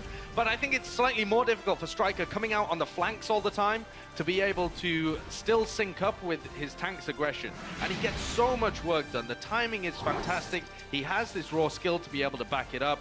And he doesn't die very much as well. Only 13 deaths playing this very risky flank kind of style is phenomenal coming out of Striker. Not just that, though, I want to point out as well, look at the eliminations per life. He's getting 6.5 eliminations with every time he's alive, essentially. And when he's playing that risky play style, that's more impressive to me. He should be dying a lot. He should be being taken care of. And I think something that I want to highlight as well, a statistic that we had cooking in the back over the course of this game, is talking about the differences between players' kills and eliminations. Because what the dive style does is it has everybody focus fire on somebody, and they share out the elimination between them no matter who gets the final blow. And Boston have the largest ratio of eliminations to final blows out of any team in the league.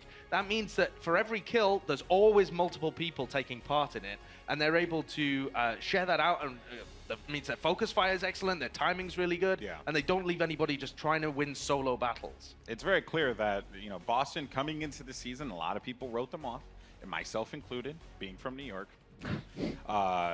But it's clear. This team, they're the real deal. And in fact, let's actually go ahead and take a look at the standings here and show you how real they really is, because they're going to be in third place, knocking out the Los Angeles Valiant. So LA Valiant will not have that third place position anymore. Boston Uprising will gain control, but the question is, will they be able to win against the Houston Outlaws? That is their next game.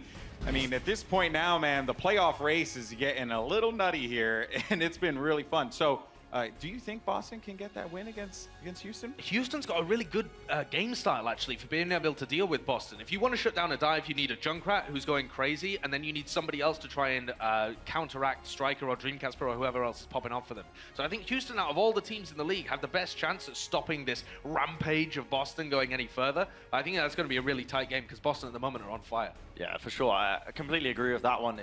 In general, I got to say Houston might be the favorites in terms of just because they have Jake on the Junkrat as well. That's a big factor in terms of playing against this sort of coordinated dive, because you do get a lot of sort of peel capabilities. Throwing out the mines, you're knocking players all over the place. You know, me personally, I don't like to play the Junkrat because I like to play heroes that take them sort of just an inch of skill. But oh, please. You don't play the Junk. You don't play the Genji, like the Tracer. You know, just very high mechanical skill across the board. You don't play the Junkrat because kind of a trash can. Yeah, Brad, don't and say that's that. what it is. All right, well, let's go ahead and move on from that. I mean, it seems like Boston may need to call the Brenji eventually. Possibly. You know, to get in there and slice and dice Like his I way said, through. multiple owl offers, but I turned them all down. Oh, dear Lord. Okay, guys, well, that is going to do it for us here. But our next matchup is going to be a good one. It'll be the Florida Mayhem facing off against the NYXL. That's going to be coming up next, so you don't want to miss it, and we'll catch you in just a few.